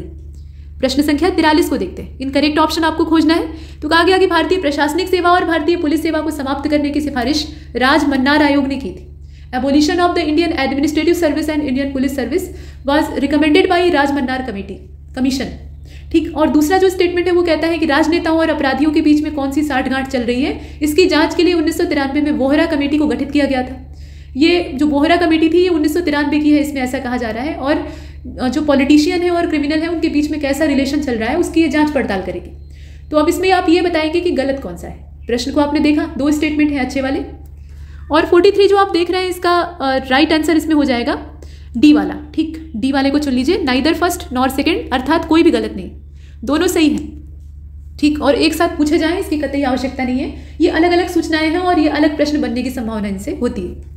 इसके बाद 44 को देखते हैं। अब यहाँ देखिए कहा गया कि जो मानवाधिकार संरक्षण संशोधन अधिनियम है 2019 का, उसके माध्यम से 1993 के अधिनियम में संशोधन किया गया था। चूंकि यहाँ साफ साफ दिख रहा है कि अमेंडमेंट एक्ट ये है, तो इसके माध्यम से कौन सी चीज में अमेंडमेंट किया गया है वो बताया जा रहा है। तो 1993 का जो अधिनियम है उसमें संशोधन किया गया और मानवाधिकार आयोग के अध्यक्ष और सदस्यों का कार्यकाल 5 वर्ष से घटाकर कितने वर्ष या 70 वर्ष की आयु जो पहले कंप्लीट हो जाए वहां तक कर दिया गया है। तो 70 वर्ष की एज लिमिट तो दे दिया है, लेकिन जो कार्यकाल का समय है कितना घटा के किया गया है अभी तत्काल में वो नहीं दिया हुआ है। तो वो समय आपको नीचे जो विकल्प दिया है उसमें से चुनना है। अब इसमें आप देखिए और बताइए। तो 44 जो आप देख रहे हैं इसका करेक्ट आंसर इसमें से बी वाला हो जाएगा। देखिए 3 साल कर दिया गया है, पहले कितना था 5 साल था, और अभी जो इनका कार्यकाल है उसको घटाकर 3 साल का कर दिया गया है। 3 साल या 70 वर्ष की उम्र जो पहले पूरा हो जाए उसी के हिसाब से रिटायरमेंट हो जाएगा। इसके बाद चलते हैं 45 की ओर, और इसमें इनकरेक्ट फिर से पूछने लगा। तो पहले वाले स्टेटमेंट में कहा जा रहा है कि नीति आयोग इन India was established by specific resolution pass by union council of minister on January 1, 2015। NITI Aayog की स्थापना होती है 1 जनवरी 2015 को केंद्रीय मंत्रिमंडल के द्वारा विशिष्ट प्रस्ताव के माध्यम से। दूसरा स्टेटमेंट ये कहता है कि the planning commission was established on March 15, 1950 by specific resolution pass by union council of minister. मतलब ये समय था इसके पास होने का, और ये 15 मार्च 1950 का समय था कि प्लानिंग कमीशन जो है उसको एस्टैब्लिश किया जाता है और इसके लिए एक विशेष प्रस्ताव जो है वो पास किया जाता है यूनियन काउंसिल ऑफ मिनिस्टर के द्वारा। ठीक, मतलब केंद्रीय मंत्रिपरिषद इसके लिए विशिष्ट प्रस्ताव को पारित करती है। इसके बाद जो तीसरा स्टेटमेंट है वो ये कहता है कि the prime minister is x officer chairman of NITI आयोग। प्रधानमंत्री जो है वो नीति आयोग का पदेन अध्यक्ष होता है। जबकि डीडी बसु जो है उन्होंने वित्त आयोग और योजना आयोग के परस्पर विलय का प्रस्ताव दिया था। डीडी बसु का जो प्रपोजल था उसमें कहा गया था कि फाइनेंस कमीशन और प्लानिंग कमीशन को एक में मर्ज कर देना चाहिए और एक संयुक्त कमीशन का निर्माण करना चाहिए। तो फिलहाल प्लानिंग कमीशन तो वैसे भी खत्म हो गया, उसके स्थान पे नीति आयोग आ गया है। तो अब इसमें से आपको बताना है कि गलत कौन सा है। प्रश्न को आपने देखा, डी वाला गलत है। इसमें से डी वाले स्टेटमेंट में कहा गया ना कि डीडी बसु ने ये प्रपोजल दिया था, तो यही वाला गलत है। इसमें एमपी माथुर का ये सजेशन था या उनका ये प्रपोजल था कि जो वित्त आयोग है उसको योजना आयोग के साथ मिला देना चाहिए। ठीक, तो यहाँ नाम गलत दिया है, बाकी सब सही है। 46 को देखते हैं। अब यहाँ कहा जा रहा है कि इनकरेक्ट ऑप्शन कौन सा है बताइए। Regarding the national development council, जो नेशनल डेवलपमेंट काउंसिल यानी राष्ट्रीय विकास परिषद है उसके बारे में गलत विकल्प का आपको चयन करना है। तो कोई ना कोई तो गलत होगा। इसमें यह कहा जा रहा है कि इसकी स्थापना यानी स्टैब्लिशमेंट जो है वो 1952 अगस्त में होती है। ये एक कॉन्स्टिट्यूशनल बॉडी है यानी संवैधानिक निकाय है। प्राइम मिनिस्टर ऑफ इंडिया जो है वो इसका चेयरमैन होता है, ऐसा इसमें कहा जा रहा है। और secretary of NITI Aayog act as the secretary of national development council, मतलब जो नीति आयोग का सेक्रेटरी होता है वही इसका भी सेक्रेटरी होता है, ऐसा इसमें बताया जा रहा है। तो अब ये सारी बातें तो हैं, इसमें गलती कहाँ पर है वो आपको बतानी है। तो 46 आपने देखा और इसका जो सही जवाब है ध्यान से पहले देख लीजिए, बी वाला हो जाएगा। ये एक संवैधानिक निकाय है जो इसमें कहा जा रहा है ना, यही गलत है। ये मतलब यहाँ बात हो रही है राष्ट्रीय विकास परिषद की, तो इसके विषय में अगर देखें तो ये वैधानिक निकाय है और वैधानिक निकाय भी नहीं है। यहाँ थोड़ा सा बोलने में मिस्टेक हुई है। ये ना तो संवैधानिक निकाय है और ना ही वैधानिक निकाय है, ये दोनों में से कोई नहीं है। ठीक, और इसमें जो सदस्य होते हैं तो भारत का प्रधानमंत्री इसका अध्यक्ष या प्रमुख होता है, और जितने भी केंद्रीय कैबिनेट मंत्री होते हैं 1967 के बाद से वो सब इसमें शामिल होते हैं। सभी राज्यों के मुख्यमंत्री इसमें शामिल होते हैं। सभी केंद्र शासित प्रदेशों के जो मुख्यमंत्री हैं या गवर्नर हैं मतलब प्रशासक इत्यादि हैं वो इसमें शामिल होते हैं। लेकिन ये हमेशा ध्यान दीजिएगा कि ये एक संवैधानिक निकाय भी नहीं है और न ही वैधानिक, ये इसकी विशेषता है। इसके बाद 47 को देखते हैं। अब यहाँ कहा गया कि करेक्ट ऑप्शन कौन सा है बताइए। तो national development council was form to ensure the participation of states in the formulation of 5-year plans. ठीक, और highest decision making body for planning in India is NITI Aayog. The finance commission act as a coordinator between planning commission and state government. ऐसी सारी बातें इसमें बताई गई। वित्त आयोग जो है वो योजना आयोग और राज्य सरकारों के बीच में एक समन्वयक का काम करता है, क्योंकि पैसे रुपए की देखभाल वही करता है। तो अब इसमें आप ये बताइए कि सही कौन सा है। प्रश्न को तो आपने देखा, करेक्ट आंसर ये 47 जो है इसका ए वाला होना चाहिए, मतलब केवल पहला ही सही है। वैसे तो सारे स्टेटमेंट अच्छे लग रहे हैं लेकिन केवल पहला वाला इसमें ठीक दिखाई देता है, बाकी सभी गलत है। भारत में जो नियोजन के लिए सर्वोच्च निर्णय लेने का अधिकार है वो राष्ट्रीय विकास परिषद के पास होता है। ठीक, और यहाँ कहा गया है कि नीति आयोग के पास होता है, तो यहाँ पे ये नीति आयोग वाला ऑप्शन गलत हो जाता है। तीसरा वाला जो स्टेटमेंट है उसमें क्या समस्या है, तो उसमें ये कहा गया कि जो वित्त आयोग है वो इनके बीच में कोऑर्डिनेटर का काम करता है, जबकि ऐसा नहीं है। राष्ट्रीय विकास परिषद यानी नेशनल डेवलपमेंट काउंसिल जो है वो राज्य सरकारों और जो योजना आयोग है उसके बीच में समन्वयक का काम करती थी। तो इस तरीके से दोनों ही इंफॉर्मेशन यहाँ पे गलत है, केवल पहला सही। प्रश्न संख्या 48 को देखते हैं और इसमें पूछा गया है कि इनकरेक्ट ऑप्शन कौन सा है। तो article 280 of constitution provides for the constitution of finance commission at an interval of every 5 years। मतलब संविधान का अनुच्छेद 280 जो है वो प्रत्येक 5 साल के अंतराल पे एक वित्त आयोग के गठन का प्रावधान करता है। The main function of finance commission is to determine the share of the state from the central taxes and financial assistance given by the centre to the state. मतलब वित्त आयोग का मुख्य काम क्या है, तो मुख्य काम यह है कि केंद्रीय करों में से राज्यों के भाग और केंद्रों द्वारा राज्यों के लिए दी जाने वाली वित्तीय सहायता का ये निर्धारण करे। और वित्त आयोग में एक अध्यक्ष के अतिरिक्त 4 अन्य सदस्य होते हैं। Apart from a chairman there are 4 other members in finance commission. और साथ में ये कहा गया कि the chief justice of India places every recommendation made by finance commission before each house of parliament. मतलब जो भारत का मुख्य न्यायाधीश होता है वो वित्त आयोग के द्वारा की गई सिफारिश को संसद के प्रत्येक सदन के समक्ष रखता है। अब ये 4 स्टेटमेंट हैं, इसमें से गलत की तलाश आपको करनी है। ये है 48 और 48 का जो राइट आंसर है वो डी हो जाएगा इसमें से। मतलब ये है कि इसमें गलती की तलाश करनी थी, तो जो डी वाला स्टेटमेंट है वो गलत है। असल में राष्ट्रपति वित्त आयोग के द्वारा जितनी भी सिफारिशें की जाती हैं उनको संसद के प्रत्येक सदन के समक्ष रखता है और संसद उस पर विचार करती है। और यहाँ पर दिया हुआ है मुख्य न्यायाधीश, तो चीफ जस्टिस ऑफ इंडिया यहाँ पर नहीं होना चाहिए था, ये गलत है, बाकी सब सही। प्रश्न संख्या 49 को देखते हैं। यहाँ पूछा गया कि whom among the following was given the Department of Finance in the first cabinet of independent India 1947। ये जो शुरुआती कैबिनेट का गठन हुआ था और इंतरिम गवर्नमेंट इत्यादि, यहाँ से प्रश्न बनते हैं, एकदम शुरुआत का संवैधानिक ढांचा। तो इसमें आप देखें किसको डिपार्टमेंट ऑफ फाइनेंस सौंपा गया था। मौलाना अबुल कलाम आज़ाद को सौंपा गया था, जॉन मथाई को, या फिर षडमुख शेट्टी जो थे, RK षडमुख शेट्टी, उनको ये डिपार्टमेंट दिया गया था, या सरदार बलदेव सिंह इस डिपार्टमेंट को संभाल रहे थे। इसमें से किसका नाम होना चाहिए? तो 49 का करेक्ट आंसर इसमें से सी वाला हो जाएगा। RK षडमुख शेट्टी जो है इनको ये डिपार्टमेंट दिया गया था, बाकी जो है वो भी आपको मालूम होना चाहिए। तो मौलाना अबुल कलाम आज़ाद को शिक्षा विभाग दिया गया था, जॉन मथाई को रेलवे और परिवहन का जो काम है वो सौंपा गया था, षडमुख शेट्टी का आपने देख ही लिया, बलदेव सिंह जी को रक्षा विभाग दिया गया था। इस तरीके से इसमें जो डिपार्टमेंट का बंटवारा है वो होता है। और 50वां प्रश्न देखिए, 1946 में बनी अंतरिम सरकार ने जोगिंदर नाथ मंडल को निम्नलिखित में से कौन सा विभाग दिया था, ये आपको बताना है। तो कार्य, खनन और ऊर्जा है, वित्त है, रेलवे और परिवहन है और विधि है। तो इसमें से देखना है आपको और इसमें से करेक्ट करना है।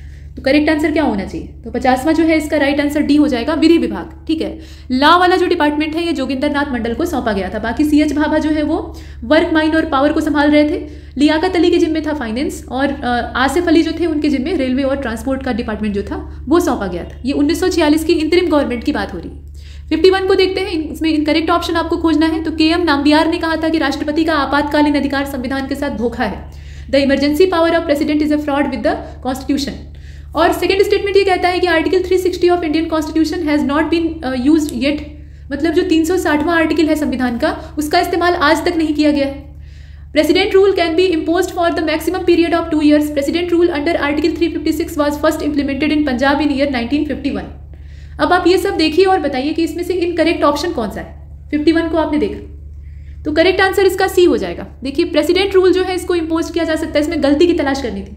तो प्रेसिडेंट रूल को अधिकतम 3 सालों के लिए लगाया जा सकता है, यहाँ पे सिर्फ 2 ही दिया है, 3 साल के लिए लगाया जा सकता है, यही गलत है। 52 को देखते हैं, कहा गया कि इनकरेक्ट ऑप्शन कौन सा है। तो राष्ट्रीय आपातकाल यानी नेशनल इमरजेंसी जो है उसके अंतर्गत अनुच्छेद 14 और 15 को निलंबित नहीं किया जा सकता है। मतलब जो आर्टिकल 14, 15 है उसका सस्पेंशन नहीं हो सकता है। During the national emergency the term of the Lok Sabha can be extended till the end of emergency but only for 1 year at the time. ठीक, मतलब एक वर्ष में एक बार में केवल एक ही वर्ष के लिए उसको बढ़ाया जा सकता है और जब तक आपातकाल समाप्त नहीं हो जाता तब तक उसे बढ़ाया जाता रहता है। मतलब यहाँ संसद के कार्यकाल की बात हो रही है, लोकसभा जो उसका लोअर हाउस है उसके लिए।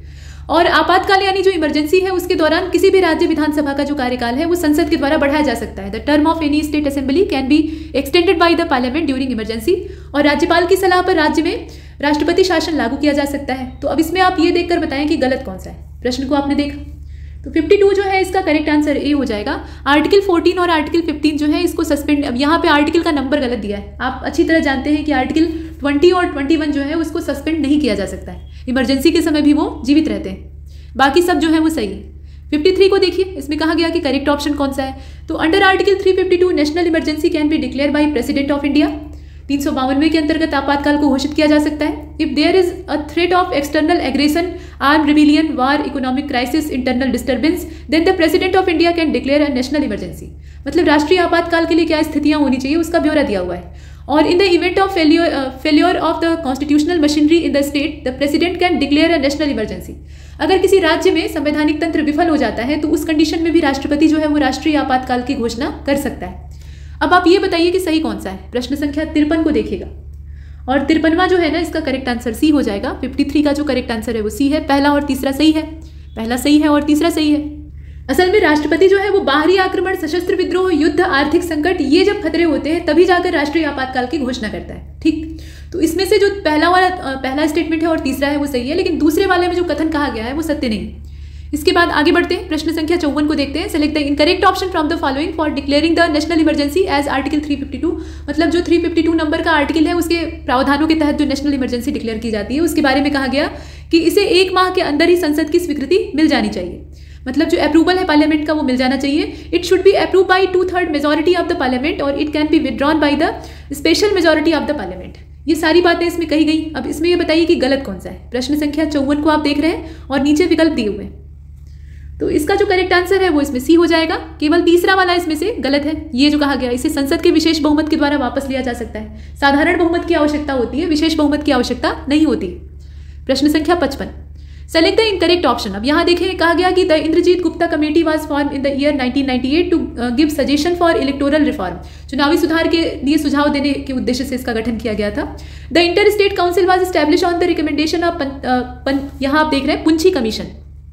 ठीक, इंटर स्टेट काउंसिल जो है इसके एस्टेब्लिशमेंट की रिकमेंडेशन किसने की थी? पुंछी कमीशन ने की थी। पुंछी आयोग के बारे में आप पढ़ते हैं। A commission was constituted in June 1983 under the chairmanship of justice R.K. Sarkaria. यहाँ जो जून 1983 का समय है, उस समय न्यायमूर्ति R.S. सरकारिया की अध्यक्षता में एक आयोग का गठन किया जाता है। और उसी आयोग के बारे में डी वाले स्टेटमेंट में कहा गया कि the Sarkaria commission has submitted its report इन 1988। जो समय था 1988 का, उस समय ये अपनी रिपोर्ट को सबमिट करता है। तो गलती कहाँ पर है वो आपको बतानी है। करेक्ट आंसर इसका बी हो जाएगा। देखिए, इसमें ये कहा जा रहा है कि जो पुंछी आयोग है उसकी सिफारिशों के आधार पर अंतर्राज्यीय परिषद की स्थापना की गई थी, जबकि सही बात यह है कि सरकारिया आयोग की ही ये रिकमेंडेशन थी, सरकारिया कमीशन की ही ये रिकमेंडेशन थी, जिसके अंतर्गत इंटर स्टेट काउंसिल को स्टैब्लिश किया जाता है। प्रश्न संख्या 56 को देखते हैं। इसमें पूछा गया कि इनकरेक्ट ऑप्शन कौन सा है। तो under article 301 freedom of inter state trade and commerce has been provided. The supreme court is the main body to deal with the financial dispute between centre and state. तो राज्य और जो केंद्र होता है उसके बीच में विवादों को निपटाने का मुख्य निकाय कौन है? सुप्रीम कोर्ट है। उसी के द्वारा विवादों का निपटारा किया जाता है। और अनुच्छेद 301 के अंतर्गत अंतर्राज्यीय व्यापार और व्यवसाय की स्वतंत्रता को प्रदान किया गया। अब इसे अगर आप ध्यान से देखें तो इसमें गलती की तलाश आपको करनी थी, और गलत कुछ भी नहीं है। नाइदर फर्स्ट नॉर सेकंड, दोनों ही जो स्टेटमेंट है वो अपनी जगह पे सही है। प्रश्न संख्या 57 को देखते हैं। करेक्ट ऑप्शन आपको खोजना है। तो संविधान के अंतर्गत भारतीय संघ का कोई भी राज्य सीधे विदेशी ऋण प्राप्त कर सकता है। Under the constitution any state of Indian union can opt in foreign loan directly. ठीक, और अनुच्छेद 268 से लेकर अनुच्छेद 281 तक की बात की गई है। यहाँ तक केंद्र सरकार और राज्यों के बीच में आर्थिक संबंधों की विवेचना हमें दिखाई देती है। मतलब आर्टिकल 268 से लेकर आर्टिकल 281 तक फाइनेंशियल रिलेशन जो है वो हमें शो किए जाते हैं सेंट्रल गवर्नमेंट और स्टेट के बीच में। उसी की डिस्कशन यहाँ पे की गई। और भारतीय संविधान का भाग 12 जो है वो केंद्र और राज्यों के बीच में वित्तीय संबंधों का ब्यौरा पेश करता है। फाइनेंशियल रिलेशन सेंटर और स्टेट के बीच में ये कहाँ पर दिखाई देता है? ये पार्ट 12 में दिखाई देता है।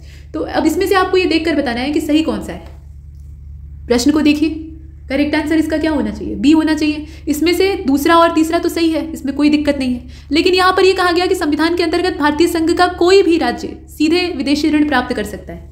ये कोई भी शब्द जो है ये गड़बड़ कर सकता है।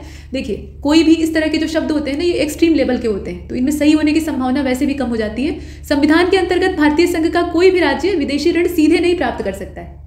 राज्यों द्वारा विदेशी ऋण केवल केंद्र सरकार के माध्यम से ही प्राप्त किया जा सकता है। मतलब बाहर से कोई भी लोन लेगा तो पहले केंद्र सरकार के पास आएगा, वहां से राज्य के पास जाएगा। ठीक है, इसके बाद 58 को देखते हैं। यहाँ पर कहा गया इनकरेक्ट ऑप्शन तलाशिए। तो पूछा गया है और इसमें नीचे स्टेटमेंट दिए हैं। भारत में केंद्र राज्य संबंध इन चारों पर निर्भर करते हैं। 4 चीजें कौन कौन सी हैं? तो संवैधानिक प्रावधान है, परंपराएं और प्रथाएं हैं, न्यायिक व्याख्याएं हैं और बातचीत के लिए तंत्र है। Constitutional provision, conventions and practices, judicial interpretation and machinery for negotiation. यहाँ नेगोटिएशन की बात की जा रही है। तो यहाँ सेंटर स्टेट रिलेशन जो इंडिया में है वो किस चीज़ पर डिपेंड करता है वो दिया हुआ है। साथ में दूसरा स्टेटमेंट जो है वो ये बताता है कि भारतीय संविधान का जो भाग 11 है उसके अंतर्गत केंद्र और राज्यों के बीच में विधायी संबंध अनुच्छेद 245 से लेकर अनुच्छेद 255 तक दिए गए।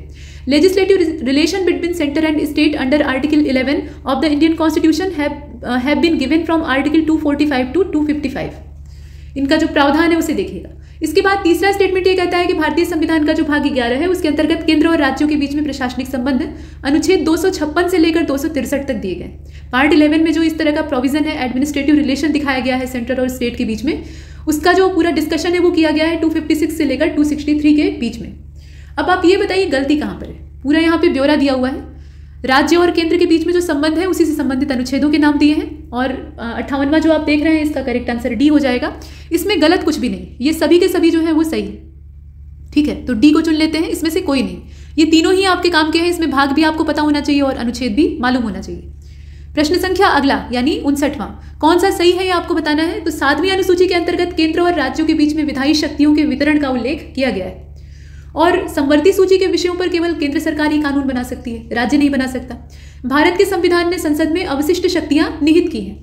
ठीक, under the 7th schedule the distribution of legislative power between centre and state has been mention और only central government can make laws on the subject of concurrent list. Constitution of India has vested the residuary power in the parliament. जो अवशिष्ट शक्तियां हैं वो संसद के अंदर निहित हैं, और ऐसा कौन करता है? भारतीय संविधान के द्वारा ये प्रावधान किया गया है। आप ये बताइए सही कौन सा है? प्रश्न संख्या 59 को आप देख रहे हैं, करेक्ट आंसर इसका सी हो जाना चाहिए, क्योंकि पहला और तीसरा ही सही है, दूसरा वाला जो है वो गड़बड़ है, जिसमें ये कहा गया है कि संवर्ती सूची में केवल केंद्र सरकार, दोनों का इसमें हिस्सा होता है। इसमें कानून बनाने का हक राज्य के पास भी होता है और केंद्र के पास भी होता है। प्रश्न संख्या 60 पूछा जा रहा है कि इनकरेक्ट ऑप्शन कौन सा है। तो article 249 deals with the legislative power of the parliament with respect to subject of state list, और अंडर आर्टिकल 249 यहाँ नीचे आप देख रहे हैं, the resolution pass by the Rajya Sabha by which the parliament is given the right to make laws in the national interest on the subject of state list, that right does not remain in the force for more than 6 months। मतलब 6 महीने से अधिक समय तक इसको लागू नहीं किया जा सकता है। राष्ट्रीय हित में कानून बनाने का अधिकार ये इसे दिया गया है। इसके बाद the president has been empowered by the constitution of India to establish an inter state council. ये जो पावर है, ये जो शक्ति है, ये किसके पास होती है? ये प्रेसिडेंट के पास होती है कि वो अंतर्राज्यीय परिषदों की स्थापना कर सके।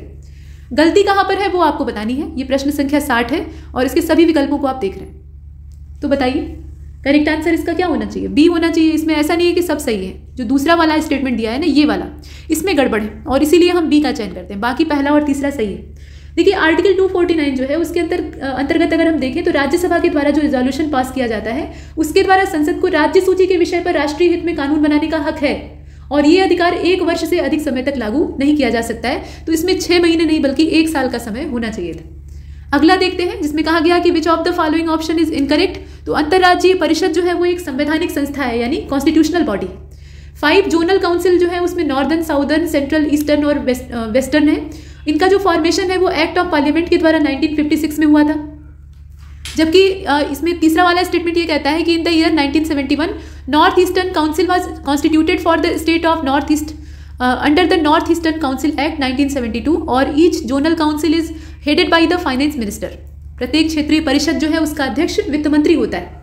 अब इसमें आपको ये बताना है कि गलत कौन सा है। प्रश्न संख्या 61 को आप देख रहे हैं और इसका जो सही जवाब है वो डी वाला हो जाएगा। देखिए प्रत्येक क्षेत्रीय परिषद का अध्यक्ष वित्त मंत्री नहीं होता है बल्कि होम मिनिस्टर होता है, यानी गृह मंत्री होता है। तो यही एक गलत है। 62वें को देखते हैं, under which of the following article special provision have not been given with respect to any north eastern state. मतलब कौन से अनुच्छेद के तहत किसी भी पूर्वोत्तर राज्य के संबंध में स्पेशल प्रोविजन नहीं दिखाई देते हैं। तो ये 371A है, बी है, सी है और डी है। क्लॉज दिए हुए हैं, इसमें आप देखें और बताएं। तो 62वां जो आप देख रहे हैं इसका करेक्ट आंसर डी हो जाएगा। 371D जो है ना, मतलब ये लास्ट वाला, इसमें इस तरह का कोई भी विशेष प्रावधान नहीं है, बल्कि आंध्र प्रदेश और तेलंगाना राज्य के बारे में स्पेशल प्रोविजन यहाँ पर दिखाई देते हैं। प्रश्न संख्या 63 को देखते हैं। यहाँ पे आर्टिकल दिया है और special provision with respect to the state दिया हुआ है। तो यहाँ देखें आप, आर्टिकल एक तरफ लिस्ट में दिया हुआ है, मतलब जो लेफ्ट साइड है उधर आर्टिकल है, राइट साइड जो है वो राज्य का नाम। 371F में कर्नाटक राज्य के बारे में स्पेशल प्रोविजन है, 371G में मिजोरम के बारे में, 371H में अरुणाचल के बारे में और I में गोवा के बारे में। इसमें से कौन सा गलत है? कोई एक गलत है, बताइए। तो 63वां जो आप देख रहे हैं इसका करेक्ट आंसर हो जाएगा ए वाला। ये जो आर्टिकल 371F है इसमें कर्नाटक राज्य के बारे में स्पेशल प्रोविजन दिया है, जबकि इसका जो प्रावधान है वो सिक्किम से जुड़ा हुआ है। यहाँ पे होना चाहिए था सिक्किम। बाकी जितनी बातें हैं वो सभी सही है। कर्नाटक के बारे में जो प्रोविजन है वो 371J में है, ठीक है। इसके बाद 64 को देखते हैं। इनकरेक्ट ऑप्शन आपको खोजना है। 4 इसमें स्टेटमेंट दिए हुए हैं। तो उच्च न्यायालय के मुख्य न्यायाधीश तथा अन्य न्यायाधीशों की नियुक्ति जो है वो राष्ट्रपति करता है। मतलब जो अपॉइंटमेंट का काम है वो किसके द्वारा किया जाता है? प्रेसिडेंट के द्वारा किया जाता है। और आर्टिकल 224 जो है इसके अंतर्गत उच्च न्यायालयों में अतिरिक्त कार्यकारी न्यायाधीशों की नियुक्ति का प्रावधान है। मतलब जो अपॉइंटमेंट ऑफ एडिशनल और एक्टिंग जजेस हाई कोर्ट में होती है उसका प्रोविजन हमें किस में दिखाई देता है? वो सब प्रोविजन जो है वो आर्टिकल 224 के माध्यम से किए जाते हैं। The salaries and allowances of जजेस and pension to the retired जजेस of the high court are given by the consolidated fund of concern state. मतलब जो संबंधित राज्य होता है उसकी संचित निधि से जो उच्च न्यायालय के न्यायाधीश के वेतन और भत्ते हैं और सेवानिवृत्त न्यायाधीशों की पेंशन है वो सब पूरी होती है। साथ में ये बताया गया कि the retirement age of high court जजेस इज 62 ईयर। हाई कोर्ट के जजों की रिटायरमेंट की उम्र आप देख रहे हैं 62। अब इसमें आप ये बताइए गलती कहाँ पर है? प्रश्न को आपने देखा, करेक्ट आंसर इसका क्या होना चाहिए? सी वाला, ठीक। यहाँ कहा गया कि ये राज्य की संचित निधि से इनको पेंशन और वेतन दिया जाता है, जबकि यहाँ जो उच्च न्यायालय के न्यायाधीश न्यायाधीशों के वेतन और भत्ते होते हैं सिर्फ वही राज्य की संचित निधि से दिए जाते हैं, ठीक है। और पेंशन की जहाँ तक बात है तो वो भारत का जो कॉन्सोलिडेटेड फंड है, मतलब कॉन्सोलिडेटेड फंड ऑफ इंडिया है, उसके माध्यम से दिए जाते हैं, ठीक। इसके बाद आगे बढ़ते हैं। 65 को देखिएगा, गलत विकल्प का आपको चयन करना है। डॉक्टर APJ अब्दुल कलाम ने भारत में चलित न्यायालय की परिकल्पना सबसे पहले दी थी। जो मोबाइल कोर्ट का कॉन्सेप्ट है वो APJ अब्दुल कलाम के द्वारा पहली बार दिया गया था। और इसके बाद कहा गया कि अनुच्छेद 233 के अंतर्गत जिला न्यायाधीश शब्द का उल्लेख किया गया है। डिस्ट्रिक्ट जज जो वर्ड है इसका जिक्र किया गया है हमारे कॉन्स्टिट्यूशन में 233 नंबर का जो आर्टिकल है वहां पे। Justice HR Khanna in his report had advocated the 1/3 of जजेस of each high court should be from another state. जो स्टेट हाई कोर्ट होते हैं, मतलब हाई कोर्ट स्टेट के लिए ही काम करते हैं, तो उसके लिए रिकमेंडेशन थी जस्टिस HR खन्ना की। उन्होंने ऐसा कहा था कि जो 1/3 जज हाई कोर्ट में रखे जाते हैं वो दूसरे राज्य के होने चाहिए, उस राज्य के नहीं होने चाहिए। और डी वाला स्टेटमेंट ये कहता है कि गुवाहाटी जो हाई कोर्ट है, मतलब गुवाहाटी उच्च न्यायालय है, उसके द्वारा एक बार में 3 तलाक कहने से जो तलाक होने की व्यवस्था है उसको गैर कानूनी माना गया है। मतलब इसको गैर कानूनी मानने वाला हाई कोर्ट कौन सा है? गुवाहाटी का हाई कोर्ट। अब आप ये बताइए कि गलत विकल्प कौन सा है। तो प्रश्न संख्या 65 को आपने देखा और इसका जो सही जवाब है वो डी हो जाएगा। ये गुवाहाटी के बारे में कहा गया है, जबकि ये हमारा इलाहाबाद हाई कोर्ट है जिसने कि एक ही बार में 3 बार तलाक शब्द कहने पर तलाक होने को गैर कानूनी माना है। मतलब तलाक कह दिया तो तलाक हो गया, इसको इन्होंने इलीगल माना है और ये हमारा इलाहाबाद हाई कोर्ट है। बाकी जितनी बातें हैं वो सही है। प्रश्न संख्या 66 को देखते हैं। इनकरेक्ट ऑप्शन इसमें से कौन सा है बताइए। तो बाबरी मस्जिद राम जन्मभूमि डिस्प्यूट जो था, ये मामला चर्चा में था। तो इस मामले में इलाहाबाद उच्च न्यायालय के समक्ष जो विवाद है उसको प्रस्तुत किया गया था और वह एक प्रकार का न्यायिक पुनरीक्षण मुकदमा था। मतलब ये जो केस का टाइप था ये कैसा था? जुडिशियल रिव्यू सूट के तरीके से इसको देखा गया था, ठीक। तो जुडिशियल रिव्यू वाला ये मामला था, इसमें ऐसा दिया है। और इसके बाद सेकंड स्टेटमेंट ये कहता है कि किसी भी उच्च न्यायालय का न्यायाधीश राष्ट्रपति को संबोधित करते हुए अपना त्यागपत्र देता है। द जज of any high court gives his resignation while addressing the president. उसमें संबोधन किसके नाम होता है? राष्ट्रपति के नाम होता है। और तीसरा स्टेटमेंट ये कहता है कि तीनों प्रकार के अधिकार यानी संवैधानिक, सांविधिक और मौलिक, ये सब उच्च न्यायालय की परमादेश जारी करने की शक्ति के अंतर्गत आते हैं। ये तीनों प्रकार के जो राइट है, मतलब कॉन्स्टिट्यूशनल राइट्स, सिचुएटरी राइट्स और fundamental rights, come under the power of high court to issue mandamus. अब इसमें आप ये बताएं कि गलत कौन सा है। प्रश्न को आपने देखा और इसमें 3 ही स्टेटमेंट है और एक से ज़्यादा भी गलत हो सकता है या कोई गलत नहीं हो सकता। तो प्रश्न संख्या 66 में करेक्ट आंसर होना चाहिए ए वाला, केवल पहला गलत है। यहाँ ये कहा गया ना कि ये न्यायिक पुनरीक्षण का मुकदमा था, ऐसा कुछ नहीं, ये स्वत्वाधिकार का मुकदमा था, ठीक है। मतलब यहाँ अपने अधिकार की मांग की गई थी, तो ये टाइटल स्वीट के तौर पे देखा गया था। बाकी जितने हैं वो सभी सही। तो किस तरह का कौन सा मुकदमा या कौन सा मामला है ये भी पूछा जा सकता है। फिलहाल दूसरा और तीसरा सही है तो उसको भी देख लीजिएगा। 67वें को देखते हैं। Which of the following state does not come under the Guwahati high court constituted इन 1948। मतलब जो गुवाहाटी उच्च न्यायालय है उसके क्षेत्राधिकार में कौन सा राज्य नहीं आता है। एक से ज़्यादा राज्यों को भी हाई कोर्ट देखा करते हैं। तो असम इसमें नहीं आता है, मतलब इसके न्यायिक क्षेत्राधिकार में। सिक्किम नहीं आता है, मिजोरम नहीं आता है, अरुणाचल प्रदेश नहीं आता है। विकल्प आसान है, चुनना भी आसान है, बताइए। तो 67वें को आपने देखा, करेक्ट आंसर बी हो जाएगा। सिक्किम इससे बाहर है, वैसे भी आप अंदाजा लगा सकते हैं, ठीक। तो सिक्किम इससे इसकी जो न्यायिक इसका जो प्रादेशिक क्षेत्राधिकार है उससे बाहर है। इसमें असम आता है, नागालैंड भी आता है, मिजोरम भी आता है और अरुणाचल भी आता है। इतने सारे राज्यों का मामला अकेले गुवाहाटी का जो उच्च न्यायालय है वो देखता है। और सिक्किम का जो हाई कोर्ट है ये 1975 का है और उसके द्वारा जो सिक्किम का पूरा न्यायिक मामला है उसको देखा जाता है। प्रश्न संख्या 68 को देखिए। इसमें कहा गया कि इनकरेक्ट ऑप्शन कौन सा है। तो आर्टिकल 215 जो है इसमें प्रावधान है उच्च न्यायालयों का अभिलेखीय न्यायालय होने का, ठीक। मतलब कोर्ट ऑफ रिकॉर्ड के तौर पे, कोर्ट्स ऑफ रिकॉर्ड के तौर पे हम हाई कोर्ट को देखते हैं। ऐसा प्रावधान किसमें है? 215वें आर्टिकल में। 226 नंबर का जो आर्टिकल है इसमें power of high court to issue certain writs, मतलब हाई कोर्ट की रिट जारी करने का अधिकार इसमें है। Appointment of acting chief justice का जो प्रोविजन है वो 223 में है, ठीक है, 223वें में है। 219वां जो है उसमें establishment of a common high court for 2 और मोर स्टेट्स। अभी हमने पीछे देखा कि गुवाहाटी वाला जो उच्च न्यायालय है वो कई सारे राज्यों में काम कर रहा है, तो उस तरह के जो प्रोविजन है वो 219वें आर्टिकल में दिखाई देते हैं। अब इसमें से आप ये बताइए कि गलती कहाँ पर है। तो प्रश्न संख्या 68 को ध्यान से देखिएगा और करेक्ट आंसर इसका डी हो जाएगा। ये 219वां आर्टिकल नहीं है, ये 231वां है। 231वें आर्टिकल में ये कहा गया है 231 में कि 2 या 2 से अधिक राज्यों के लिए एक उच्च न्यायालय जो है वो काम कर सकता है।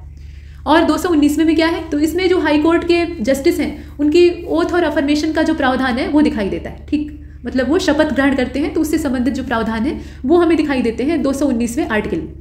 इसके बाद आगे चलते हैं। प्रश्न संख्या 69वें को देखते हैं। इसमें कहा गया कि पुडुचेरी निम्नलिखित में से कौन से उच्च न्यायालय के प्रादेशिक क्षेत्राधिकार के अंतर्गत आता है। तो ये केरल हाई कोर्ट है, मद्रास हाई कोर्ट है, कलकत्ता हाई कोर्ट है, पंजाब और हरियाणा का हाई कोर्ट है। इसमें से कौन सा होगा? तो करेक्ट आंसर इसका बी हो जाएगा, मद्रास हाईकोर्ट। ठीक है, मद्रास हाईकोर्ट के अंतर्गत उसके क्षेत्राधिकार में पुडुचेरी आता है और तमिलनाडु भी आता है। ठीक, बाकी केरल और लक्षद्वीप को कौन देखता है? केरल का हाईकोर्ट देखता है। कलकत्ता वाला जो है वो पश्चिम बंगाल के अलावा अंडमान निकोबार द्वीप समूह का भी मामला संभालता है। नेक्स्ट क्वेश्चन नंबर 70, इसमें आपको ये करना है कि इसमें देख लीजिए, select the element included in the legislature of the state. इसमें जो एलिमेंट्स दिए हुए हैं उसमें से आपको उन एलिमेंट्स को चुनना है जो कि लेजिस्लेचर ऑफ स्टेट्स में बिलोंग करते हैं, मतलब राज्यों की विधायिका में शामिल होते हैं। तो गवर्नर शामिल होता है, लेजिस्लेटिव असेंबली शामिल होती है, लेजिस्लेटिव काउंसिल जहाँ भी मौजूद है, मतलब हर राज्य में नहीं होती है तो वो इसमें शामिल होती है, और चीफ मिनिस्टर शामिल होता है। तो बताइए राज्यों की विधायिका कैसे तैयार होती है, उसकी संरचना में क्या क्या चीज़ें मौजूद होती हैं? तो इसमें पहला, दूसरा और तीसरा इसमें शामिल होगा। चीफ मिनिस्टर इससे बाहर होता है। ठीक है, मुख्यमंत्री इसका हिस्सा नहीं होता है। 168वां जो आर्टिकल है उसमें ये बताया गया है कि राज्यपाल, विधानसभा और विधान परिषद जहां भी मौजूद हो, इन तीनों को मिलाकर राज्य की विधायिका बनती है। प्रश्न संख्या 71 को देखते हैं। अब यहाँ कहा गया कि करेक्ट ऑप्शन कौन सा है, तो 174 के अंतर्गत राज्य विधान परिषद का प्रावधान किया गया है, और राज्य विधान परिषद की स्थापना या विघटन संसद विधि द्वारा तब कर सकती है जब संबंधित राज्य की विधानसभा इस आशय का संकल्प सदन की कुल सदस्य संख्या के बहुमत तथा उपस्थित और मत देने वाले सदस्यों के 2/3 बहुमत से पारित कर दे। इस तरीके से इसमें कहा गया है। अब ये दो स्टेटमेंट है, सही की तलाश आपको करनी है। 71 को आप देख रहे हैं, और 71 का जो करेक्ट आंसर है वो बी हो जाएगा। केवल इसका दूसरा वाला सही, ठीक है, पहला वाला गलत है। 171 नंबर का जो आर्टिकल है उसमें ये कहा गया है कि राज्य विधान परिषद का प्रावधान होगा। ठीक है, स्टेट लेजिस्लेटिव काउंसिल का जो प्रोविजन है वो किसमें है? 171 में। इसके बाद 72 को देखते हैं, इसमें करेक्ट ऑप्शन आपको चुनना है। तो 169 जो आर्टिकल है उसके अंतर्गत विधानसभा को विधान परिषद बनाने के लिए प्रस्ताव पारित करने की अनुमति दी गई, और उत्तर प्रदेश की विधानसभा में कुल सदस्यों का 1/10वां भाग जो है वो राज्यपाल के द्वारा मनोनीत किया जाता है। राज्य विधान परिषद एक स्थायी सदन है और प्रत्येक दूसरे वर्ष इसमें 1/3 सदस्य जो है वो रिटायर हो जाते हैं। अब आप ये बताइए कि सही कौन सा है। प्रश्न को आपने देखा, ये 72वां क्वेश्चन आप देख रहे हैं। करेक्ट आंसर इसका डी हो जाएगा, तीनों सही। इसमें तीनों ही बातें जो कही गई हैं वो सत्य है। प्रश्न संख्या 73, स्टेट और number of seat in legislative council दिया हुआ है, इसमें से करेक्ट कौन कौन सा है वो आपको बताना है। तो आंध्र प्रदेश में जो लेजिस्लेटिव काउंसिल यानी विधान परिषद है उसमें सीटों की संख्या 78 है, बिहार में 75 है, कर्नाटक में भी 75 है और तेलंगाना में 40। सही कौन सा है? तो 73 का जो राइट आंसर है वो इसमें बी वाला हो जाएगा, यानी दूसरा, तीसरा और चौथा तो ठीक है। दूसरा सही है, तीसरा सही है, चौथा सही है, पहला वाला गलत है। आंध्र प्रदेश में 58 है, 78 नहीं है, 58। प्रश्न संख्या 74, सेलेक्ट द इनकरेक्ट ऑप्शन। अब आर्टिकल 170 जो है इसमें राज्य की विधानसभाओं में निर्वाचन का प्रावधान हमें दिखाई देता है, मतलब स्टेट लेजिस्लेटिव असेंबलीज जो है उनके निर्वाचन का प्रावधान इसमें दिखाई देता है। और minimum number of members of legislative council legislative assembly of A state should be 60, मतलब जो राज्य की विधानसभा के सदस्यों की न्यूनतम संख्या है वो किसी भी राज्य में 60 होनी चाहिए, कम से कम 60 होना चाहिए। किसी भी राज्य की विधानसभा के सदस्यों की अधिकतम संख्या 500 होनी चाहिए। ठीक है, मैक्सिमम यहाँ पे नंबर कितने होने चाहिए? 500 होने चाहिए।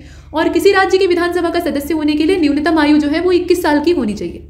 अब आप ये बताइए कि ये सारे जो ऑप्शन दिए हैं इसमें से इनकरेक्ट कौन सा है। प्रश्न संख्या 74 को आपने देखा, करेक्ट आंसर इसका डी हो जाएगा। न्यूनतम आयु 21 नहीं होनी चाहिए, बल्कि न्यूनतम आयु कितनी होनी चाहिए? 25 होनी चाहिए। नेक्स्ट 75, पूछा गया कि कौन सा ऑप्शन इसमें इनकरेक्ट है। तो भारत का निर्वाचन आयोग भारत के प्रत्येक राज्य की विधानसभाओं के लिए चुनाव का आयोजन कराता है। ठीक है, लेजिस्लेटिव असेंबलीज जो है उनके लिए इलेक्शन का प्रोविजन कौन कराता है? कंडक्ट कराने का काम इलेक्शन कमीशन का है। और इसके साथ साथ सेकंड स्टेटमेंट कहता है कि किसी राज्य के विधानमंडल के सदस्यों की अयोग्यता से संबंधित किसी भी समस्या का समाधान करने का जो आखिरी अधिकार है वो राष्ट्रपति के पास होता है। अब आप ये बताइए कि इसमें से इनकरेक्ट ऑप्शन कौन सा है। प्रश्न संख्या 75 को आपने देखा, बी को चुन लीजिए। ठीक है, दूसरा वाला इसमें गलत है, यही जो स्टेटमेंट है ये गलत है, पहला वाला सही। ठीक, अब इसमें गड़बड़ कहाँ पे है? तो किसी भी राज्य के विधानमंडल के सदस्यों की जो अयोग्यता से संबंधित समस्या है उसका समाधान, उसमें अंतिम अधिकार राज्यपाल के पास होता है। ठीक है, राष्ट्रपति नहीं बल्कि राज्यपाल के पास होता है। 76 को देखते हैं, इनकरेक्ट ऑप्शन खोजना था। तो किसी भी राज्य का विधानमंडल उस राज्य की आकस्मिक निधि की स्थापना के लिए उत्तरदायी होता है। ठीक है, मतलब जो कॉन्टिजेंसी फंड होता है उस स्टेट का, उसके एस्टेब्लिशमेंट के लिए रिस्पॉन्सिबल कौन होता है? ये राज्य का विधानमंडल होता है। और किसी राज्य की जो संचित निधि यानी कॉन्सोलिडेटेड फंड होता है उसका संचालन उस राज्य के विधानमंडल यानी लेजिस्लेचर के द्वारा किया जाता है। और थर्ड स्टेटमेंट ये कहता है कि किसी राज्य के विधानमंडल की किसी भी सदन की बैठक गठित करने के लिए जो गणपूर्ति यानी कोरम है वो कितना होना चाहिए? तो 50 सदस्यों या सदन की कुल सदस्य संख्या का 10वां हिस्सा होना चाहिए। अब दोनों में से जो ज्यादा होगा उसको मान लिया जाएगा। अब आप ये बताइए कि गलती कहाँ पर है। प्रश्न संख्या 76 को आप देख रहे हैं, करेक्ट आंसर इसका सी हो जाएगा। केवल तीसरा वाला गलत है। यहाँ जो कोरम बताया गया है ना कि 50 सदस्य होने चाहिए या कुल सदस्यों का 10वां हिस्सा, असल बात यह है कि कुल मिलाकर यहाँ अगर देखा जाए तो गणपूर्ति जो है वो 10 सदस्यों या सदन के कुल सदस्यों की संख्या के 10वें हिस्से दोनों में से जो ज़्यादा हो उतनी मान ली जाएगी। तो यहाँ पे 50 नहीं होना चाहिए था बल्कि 10 होना चाहिए था। बाकी सारी बातें सही है। प्रश्न संख्या 77 को देखते हैं। करेक्ट ऑप्शन आपको खोजना है। तो यदि किसी राज्य के विधानसभा का अध्यक्ष त्यागपत्र देना चाहता है तो उसे अपना त्यागपत्र उपाध्यक्ष के समक्ष प्रस्तुत करना होगा।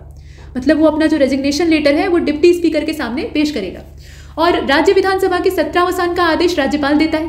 ठीक, मतलब कोई भी स्टेट असेंबली है तो उसके प्रोरोगेशन का जो ऑर्डर है वो किसके द्वारा दिया जाता है? गवर्नर ऑफ द स्टेट के द्वारा दिया जाता है। और तीसरा स्टेटमेंट ये कहता है कि राज्य विधानसभा राष्ट्रपति, उपराष्ट्रपति, राज्य विधानसभा के सदस्यों और राज्यसभा के सदस्यों के निर्वाचन में भाग ले सकती है। इतने सारे जो लोगों का इलेक्शन है उसमें हिस्सा ले सकती है। आप ये बताइए कि सही कौन सा है? तो प्रश्न संख्या 77 का जो करेक्ट आंसर है वो ए हो जाएगा। पहला और दूसरा तो सही है, लेकिन ये जो तीसरा वाला दिया है गड़बड़ है। राज्य विधानसभा भारत के राष्ट्रपति, राज्य विधान परिषद के सदस्यों और राज्यसभा के सदस्यों के निर्वाचन में भाग नहीं ले सकती। इसमें भला राज्य विधानसभा का क्या काम है? ठीक है, तो ये इसमें भाग नहीं ले सकती है। ये जो तीसरा वाला स्टेटमेंट है ये गलत है। प्रश्न संख्या 78 को देखिएगा। इनकरेक्ट ऑप्शन आपको बाहर करना है। The chief secretary of a state is appointed by the chief minister of the state of that state. ठीक है, मतलब किसी राज्य के मुख्य सचिव की नियुक्ति उस राज्य के मुख्यमंत्री द्वारा की जाती है। और आर्टिकल 167 जो आप देख रहे हैं इसके द्वारा ये डिफिनीशन दी गई है कि मुख्यमंत्रियों के पास कुछ रिस्पॉन्सिबिलिटीज होंगी, कौन कौन सी होंगी उसका पूरा प्रोविजन इसमें दिखाई देता है। मतलब ड्यूटीज ऑफ चीफ मिनिस्टर असल में इसमें दिया गया है। और the salaries and allowances of minister of state government are decided by the legislature of the concern state. मतलब जो वेतन और भत्ते संबंधी निर्णय है वो विधानमंडल के द्वारा तय किया जाता है। राज्य सरकार के मंत्रियों को कैसे वेतन देना है उसका निर्णय किसके पास होता है? ये राज्य विधानमंडल के द्वारा किया जाता है। तो इसमें से गलत कौन सा है वो आपको ढूंढ कर बताना है। 78 को आप देख रहे हैं और 78 का जो करेक्ट आंसर है इसमें देख लीजिए पहले, इसका डी वाला ऑप्शन हो जाएगा। ना तो पहला गलत है, ना दूसरा, ना तीसरा, यानी तीनों ही सही हैं। तीनों ही जो कथन है वो सही है और इसलिए हम डी का चयन करते हैं। नॉन ऑफ दीज, इसमें से कोई भी गलत नहीं। प्रश्न संख्या 79 सही विकल्प का आपको चयन करना है। तो पहले वाले में कहा गया कि किसी राज्य की मंत्रिपरिषद में मुख्यमंत्री सहित मंत्रियों की कुल संख्या उस राज्य की विधानसभा के सदस्यों की कुल संख्या के 15% से ज्यादा नहीं होनी चाहिए। The total number of ministers, including the chief minister in the council of minister of a state, should not exceed 15% of the total number of members of legislative assembly of that state. और दूसरा statement ये कहता है कि किसी राज्य के मंत्रिपरिषद में मुख्यमंत्री सहित मंत्रियों की कुल संख्या 12 से कम नहीं होनी चाहिए। Should not be less than 12, 12 से कम नहीं होनी चाहिए। और the chief minister is appointed by the governor. Governor जो है वो चीफ मिनिस्टर को अपॉइंट करता है। और other ministers of council of minister are appointed by the governor on the advice of chief minister. मतलब बाकी जो मंत्री हैं उनकी नियुक्ति का काम राज्यपाल मुख्यमंत्री की सलाह पर करता है। अब आप ये बताएं कि ये जो स्टेटमेंट दिए हुए हैं इसमें से सही कौन सा है? प्रश्न को आपने देखा। करेक्ट आंसर 79 का क्या हो जाएगा? डी वाला। इसमें अगर आप देखें तो चारों ही जो कथन है वो सबके सब सही है, कुछ भी इसमें गलत नहीं है। डी वाले ऑप्शन में सभी को सही बताया गया है और ये सारे जो कथन है ये सबके सब ठीक है।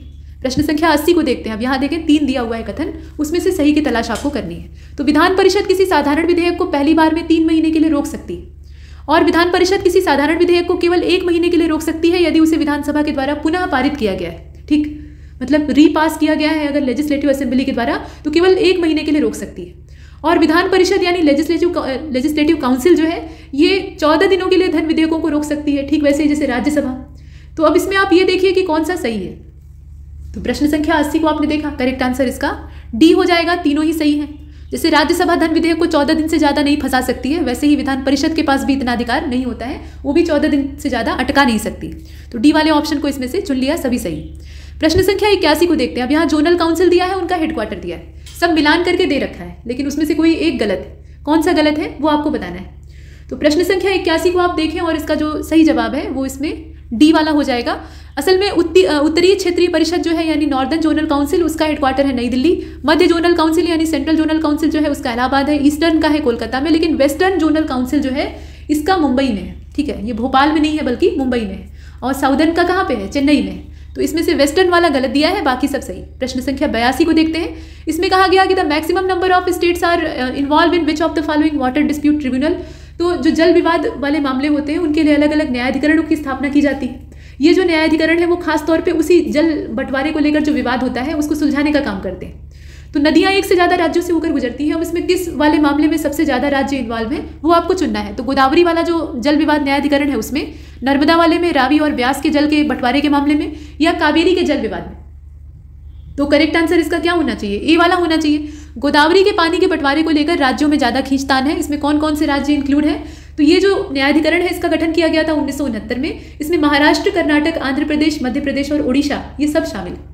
बाकी अगर आप देखें तो नर्मदा वाले में राजस्थान, गुजरात, मध्य प्रदेश और महाराष्ट्र शामिल है। रावी और ब्यास के मामले में जो विवाद हुआ था उसमें पंजाब, हरियाणा और राजस्थान आपस में लड़ भिड़ रहे थे। और कावेरी के जल बंटवारे के मामले में कर्नाटक, केरल, तमिलनाडु और पुडुचेरी ये आपस में झगड़ा कर रहे हैं। ठीक, तो ए वाले ऑप्शन को चुना जिसमें सबसे ज्यादा राज्य मौजूद हैं। अब यहाँ पे जो 83वां प्रश्न आप देख रहे हैं इसमें पूछा गया है कि कौन से मामले में सर्वोच्च न्यायालय के द्वारा समानता के सिद्धांत को भारतीय संविधान के मूल ढांचे के तत्व के तौर पे घोषित किया गया था। प्रिंसिपल ऑफ इक्वालिटी की बात हो रही, तो बताइए इसमें से कौन सा मामला था? नमित शर्मा मामला था, एम नागराज केस था, कुमार पद्म प्रसाद मामला था, या भीम सिंह जी मामला था, या भीम सिंह जी केस आप कह सकते हैं। तो प्रश्न संख्या 83 और करेक्ट आंसर इसका होना चाहिए, देख लीजिए पहले, बी वाला हो जाएगा।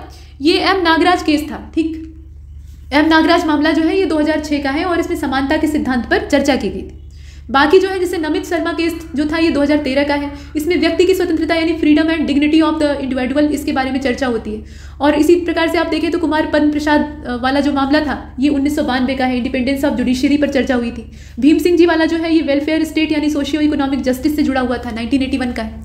तो इसमें से बी वाले ऑप्शन को हमने चुन लिया। प्रश्न संख्या 84 को देखिए, पूछा गया कि केशवानंद भारती मामला जो 1973 का है उसमें सर्वोच्च न्यायालय के द्वारा किन तत्वों को भारतीय संविधान के मूल ढांचे का तत्व घोषित किया गया है, बताइए। तो इसमें कुछ तत्व दिए हुए हैं, जैसे separation of power between the legislature and executive and judiciary, ऐसा दिया है। Sovereignty and unity of India, mandate to build a welfare state, और पार्लियामेंट्री सिस्टम है, जुडिशियल रिव्यू है। इसमें से मूल ढांचे का तत्व कौन कौन सा है ये आपको बताना है। तो केशवानंद भारती मामला काफी लोकप्रिय रहा है और इसमें अगर आप करेक्ट आंसर चुनेंगे तो बी वाला हो जाएगा। पहले तो पूरे प्रश्न को ही देख लीजिए, बी वाले ऑप्शन को हमने क्यों चुना है, पहला, दूसरा, तीसरा, चौथा ये सब इसमें आ जाते हैं, लेकिन पांचवें को हम शामिल नहीं कर सकते। तो इसमें संविधान को सर्वोच्च माना गया था, विधायिका और कार्यपालिका, न्यायपालिका इन सबके बीच में शक्तियों का पृथक्करण स्पष्ट तौर पर दिखाया गया था।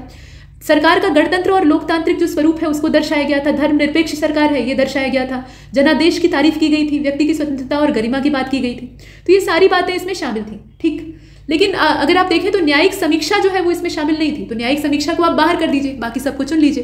प्रश्न संख्या अगले को देखते हैं। 85वें में कहा गया कि विच of the following provision is not amended bye simple majority of parliament. साधारण बहुमत से किसको अमेंड नहीं किया जा सकता है? तो एबोलिशन और creation of legislative council in the state, directive principle of state policy, quorum in parliament, election to parliament and state legislature. तो देखें और बताएं। तो 85 जो है इसका करेक्ट आंसर इसमें से हो जाएगा बी वाला। Directive principle of state policy यानी नीति निदेशक सिद्धांत जो है इनको साधारण बहुमत के द्वारा पास या संशोधित नहीं किया जा सकता है। ठीक है, मतलब बाकी जो है इसमें आप देख रहे हैं वो सभी साधारण बहुमत से उनका काम हो सकता है। प्रश्न संख्या 86 को देखते हैं। Which of the following act has not been provided by the Verma committee constituted in 1999।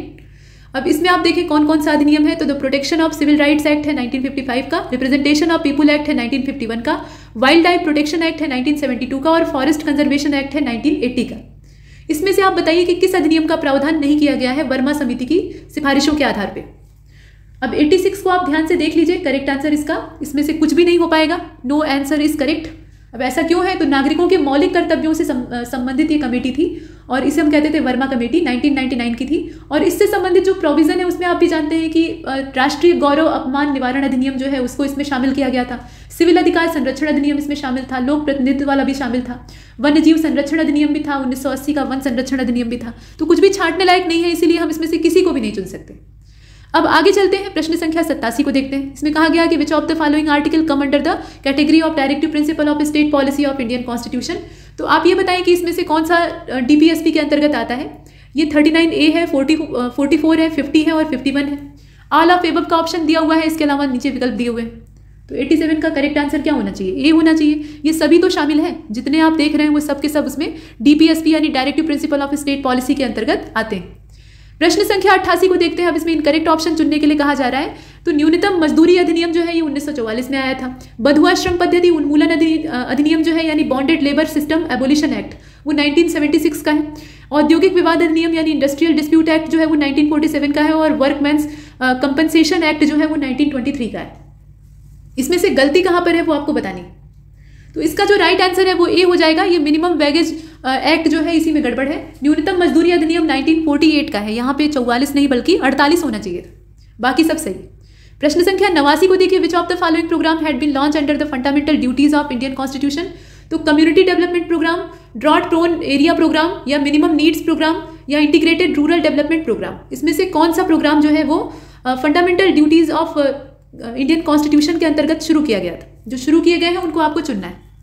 तो प्रश्न संख्या 89 को आप देख रहे हैं और इसका जो सही जवाब है इसमें देख लीजिए पहले। सही जवाब जो है वो सी वाला हो जाएगा, इसमें से कोई भी नहीं। ठीक है, सी वाले को हमने चुना, इसमें से कोई भी नहीं। ये सभी जो है ना ये डीपीएसपी के अंतर्गत लाए जाते हैं, जिसमें कि सामुदायिक विकास कार्यक्रम है, सूखा प्रभावित क्षेत्र कार्यक्रम है, जवाहर रोजगार योजना है, एकीकृत ग्राम विकास कार्यक्रम है, इस तरह के बहुत सारे।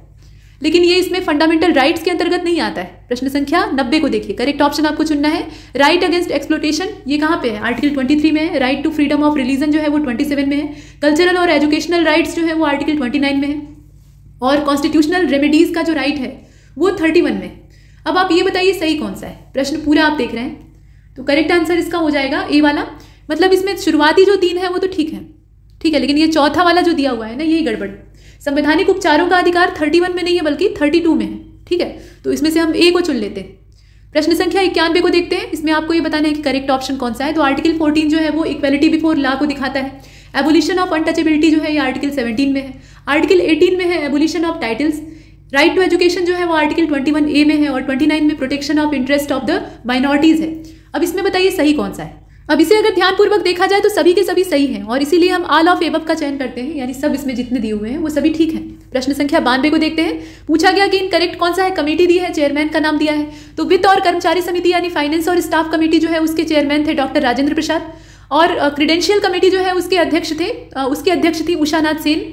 इसके बाद हाउस कमेटी, यहाँ आप देख रहे हैं हाउस कमेटी के जो अध्यक्ष हैं वो बी पट्टाभी सीतारमैया हैं। इसके बाद कार्य संचालन समिति यानी ऑर्डर ऑफ बिजनेस कमेटी के जो अध्यक्ष हैं वो के एम मुंशी हैं। आप ये बताइए इनकरेक्ट ऑप्शन कौन सा है। 92 को आप देख रहे हैं और इसका जो राइट आंसर है वो इसमें बी हो जाएगा। ये क्रीडेंशियल कमेटी वाला जो दिया है ना ये गलत दिया है।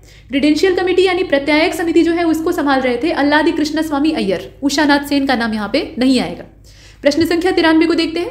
यहाँ पे इनकरेक्ट ऑप्शन फिर से आपको ड्राफ्टिंग कमेटी से रिलेटेड पूछ रहा है कौन सा है। तो this committee setup on August 29, 1947 और इट कंसिस्टेड ऑफ 7 मेंबर्स। इसमें जो सदस्यों की संख्या है वो कितनी थी? 7 थी।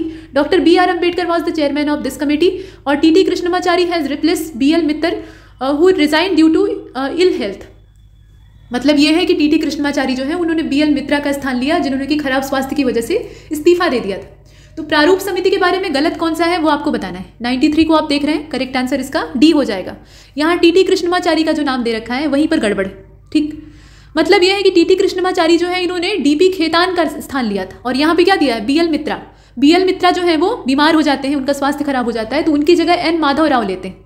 ठीक, और टी कृष्णमाचारी जो है वो DP खेतान की मृत्यु के पश्चात 1948 में उनकी जगह लेते हैं। तो ये स्टेटमेंट इसमें रॉन्ग है। प्रश्न संख्या 94 को देखते हैं। करेक्ट ऑप्शन आपको चुनना है। एक्सपर्ट कमेटी की बात हो रही है तो expert committee for the purpose of preparing material for the constituent assembly was appointed by Indian national Congress on July 8, 1946। ठीक है, और this expert committee कॉन्सिस्टेड of 8 members. Jawaharlal Nehru was the chairman of this expert committee. ऐसे करके दिया हुआ है। अब ये जो 3 स्टेटमेंट है इसमें से करेक्ट ऑप्शन आपको खोज निकालना है कौन सा होगा। तो 94 जो है इसका राइट आंसर डी होना चाहिए। तीनों ही तो सही है, इसमें तीनों ही कथन जो है वो सही है। ध्यान से इनकी तारीखों को और सदस्य संख्या इत्यादि देख लीजिएगा। डी वाले ऑप्शन को हम चुन लेते हैं। प्रश्न संख्या 95 को देखते हैं, यानी 95 गलत विकल्प का आपको चयन करना है। प्रेम बिहारी नारायण रायजादा, ये जो नाम दिया हुआ है ये भारतीय संविधान के सुलेखक थे यानी कैलियोग्राफर थे।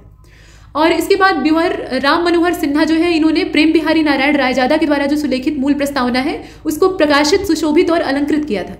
ठीक है, मतलब कैलीग्राफी जो है वो प्रेम बिहारी के द्वारा की गई थी और उसको इन्होंने और ज़्यादा सुंदर बनाने का काम और उसके एलिमिनेशन का जो काम है वो किया था। इसके बाद आप देखें तीसरे स्टेटमेंट को जिसमें कहा गया कि मूल संविधान के हिंदी संस्करण का सुलेखन वसंत कुमार वैद्य के द्वारा किया गया था। जो इसका हिंदी वर्जन था ओरिजिनल कॉन्स्टिट्यूशन का, उसकी कैलीग्राफी का काम वसंत कुमार के द्वारा किया गया था। अब आप ये बताइए कि इसमें से कौन सा गलत है। प्रश्न को आपने देखा, 95 आप पूरा देख रहे हैं और करेक्ट आंसर इसका हो जाएगा, ध्यान से देख लीजिए, डी वाला। कोई भी गलत नहीं है। यहाँ गलती की तलाश करने के लिए कहा जा रहा है। तीनों इन्फॉर्मेशन जो है वो अच्छी है और आपके काम की है, सही भी है। इसके बाद अगले वाले को देखते हैं जो कि है 96। इसमें गलत का चयन आपको करना है। तो गवर्नमेंट ऑफ इंडिया एक्ट 1935, इसमें ऑफिस ऑफ गवर्नर के बारे में प्रोविजन है। ब्रिटिश कॉन्स्टिट्यूशन जो है यहाँ पे यहाँ से हमने राष्ट्रपति पर महाभियोग लगाने की प्रक्रिया को लिया है। मौलिक अधिकार हमने अमेरिकी संविधान से ये प्रोविजन उठाया है, यानी वहाँ से बोरो किया है। आयरलैंड के कॉन्स्टिट्यूशन से हमने DPSP को लिया है। तो हमने अलग अलग संविधानों से बहुत सारी चीज़ों को बोरो किया है, वही यहाँ पर दिया हुआ है। इसमें से गलत कौन सा है वो आपको बताना है। तो 96 का जो करेक्ट आंसर है वो इसमें बी हो जाएगा। ये देखिए, ब्रिटिश कॉन्स्टिट्यूशन से हमने इम्पीचमेंट ऑफ द प्रेसिडेंट लिया है, यही गलत है। जबकि जो मंत्रिमंडल की प्रणाली है और द्विसदनीय व्यवस्था है वो हमने ब्रिटेन के संविधान से ली।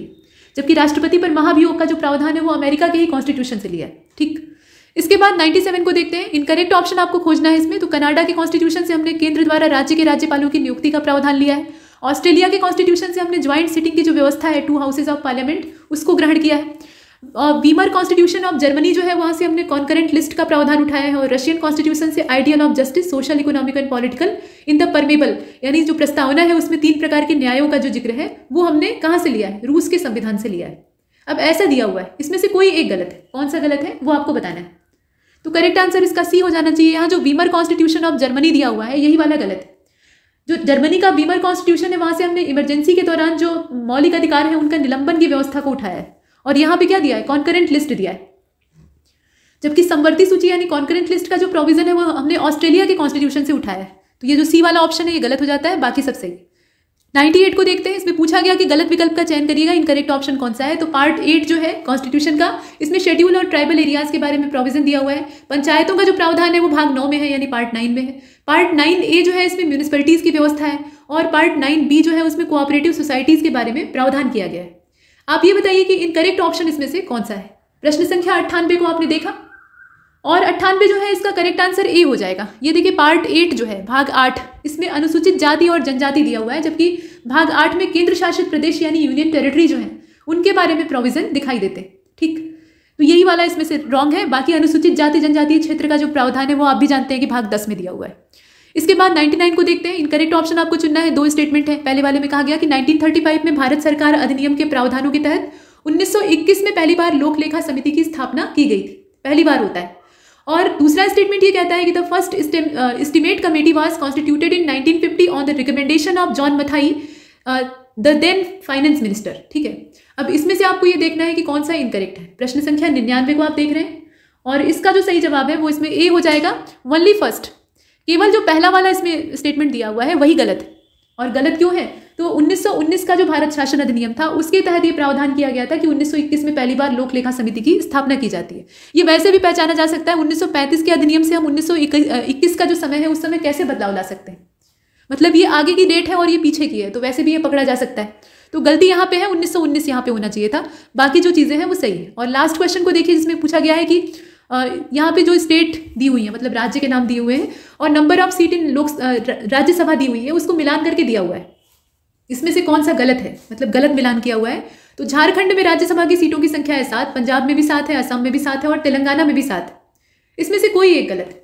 कौन सा गलत है? तो ए वाला हो जाएगा। देखिए झारखंड में जो राज्यसभा की सीटों की संख्या है वो 6 है। ठीक, 6 है, 7 नहीं है। बाकी पंजाब, केरल, असम, तेलंगाना, उत्तर प्रदेश, देखिए पंजाब, केरल, अब केरल में 9 है।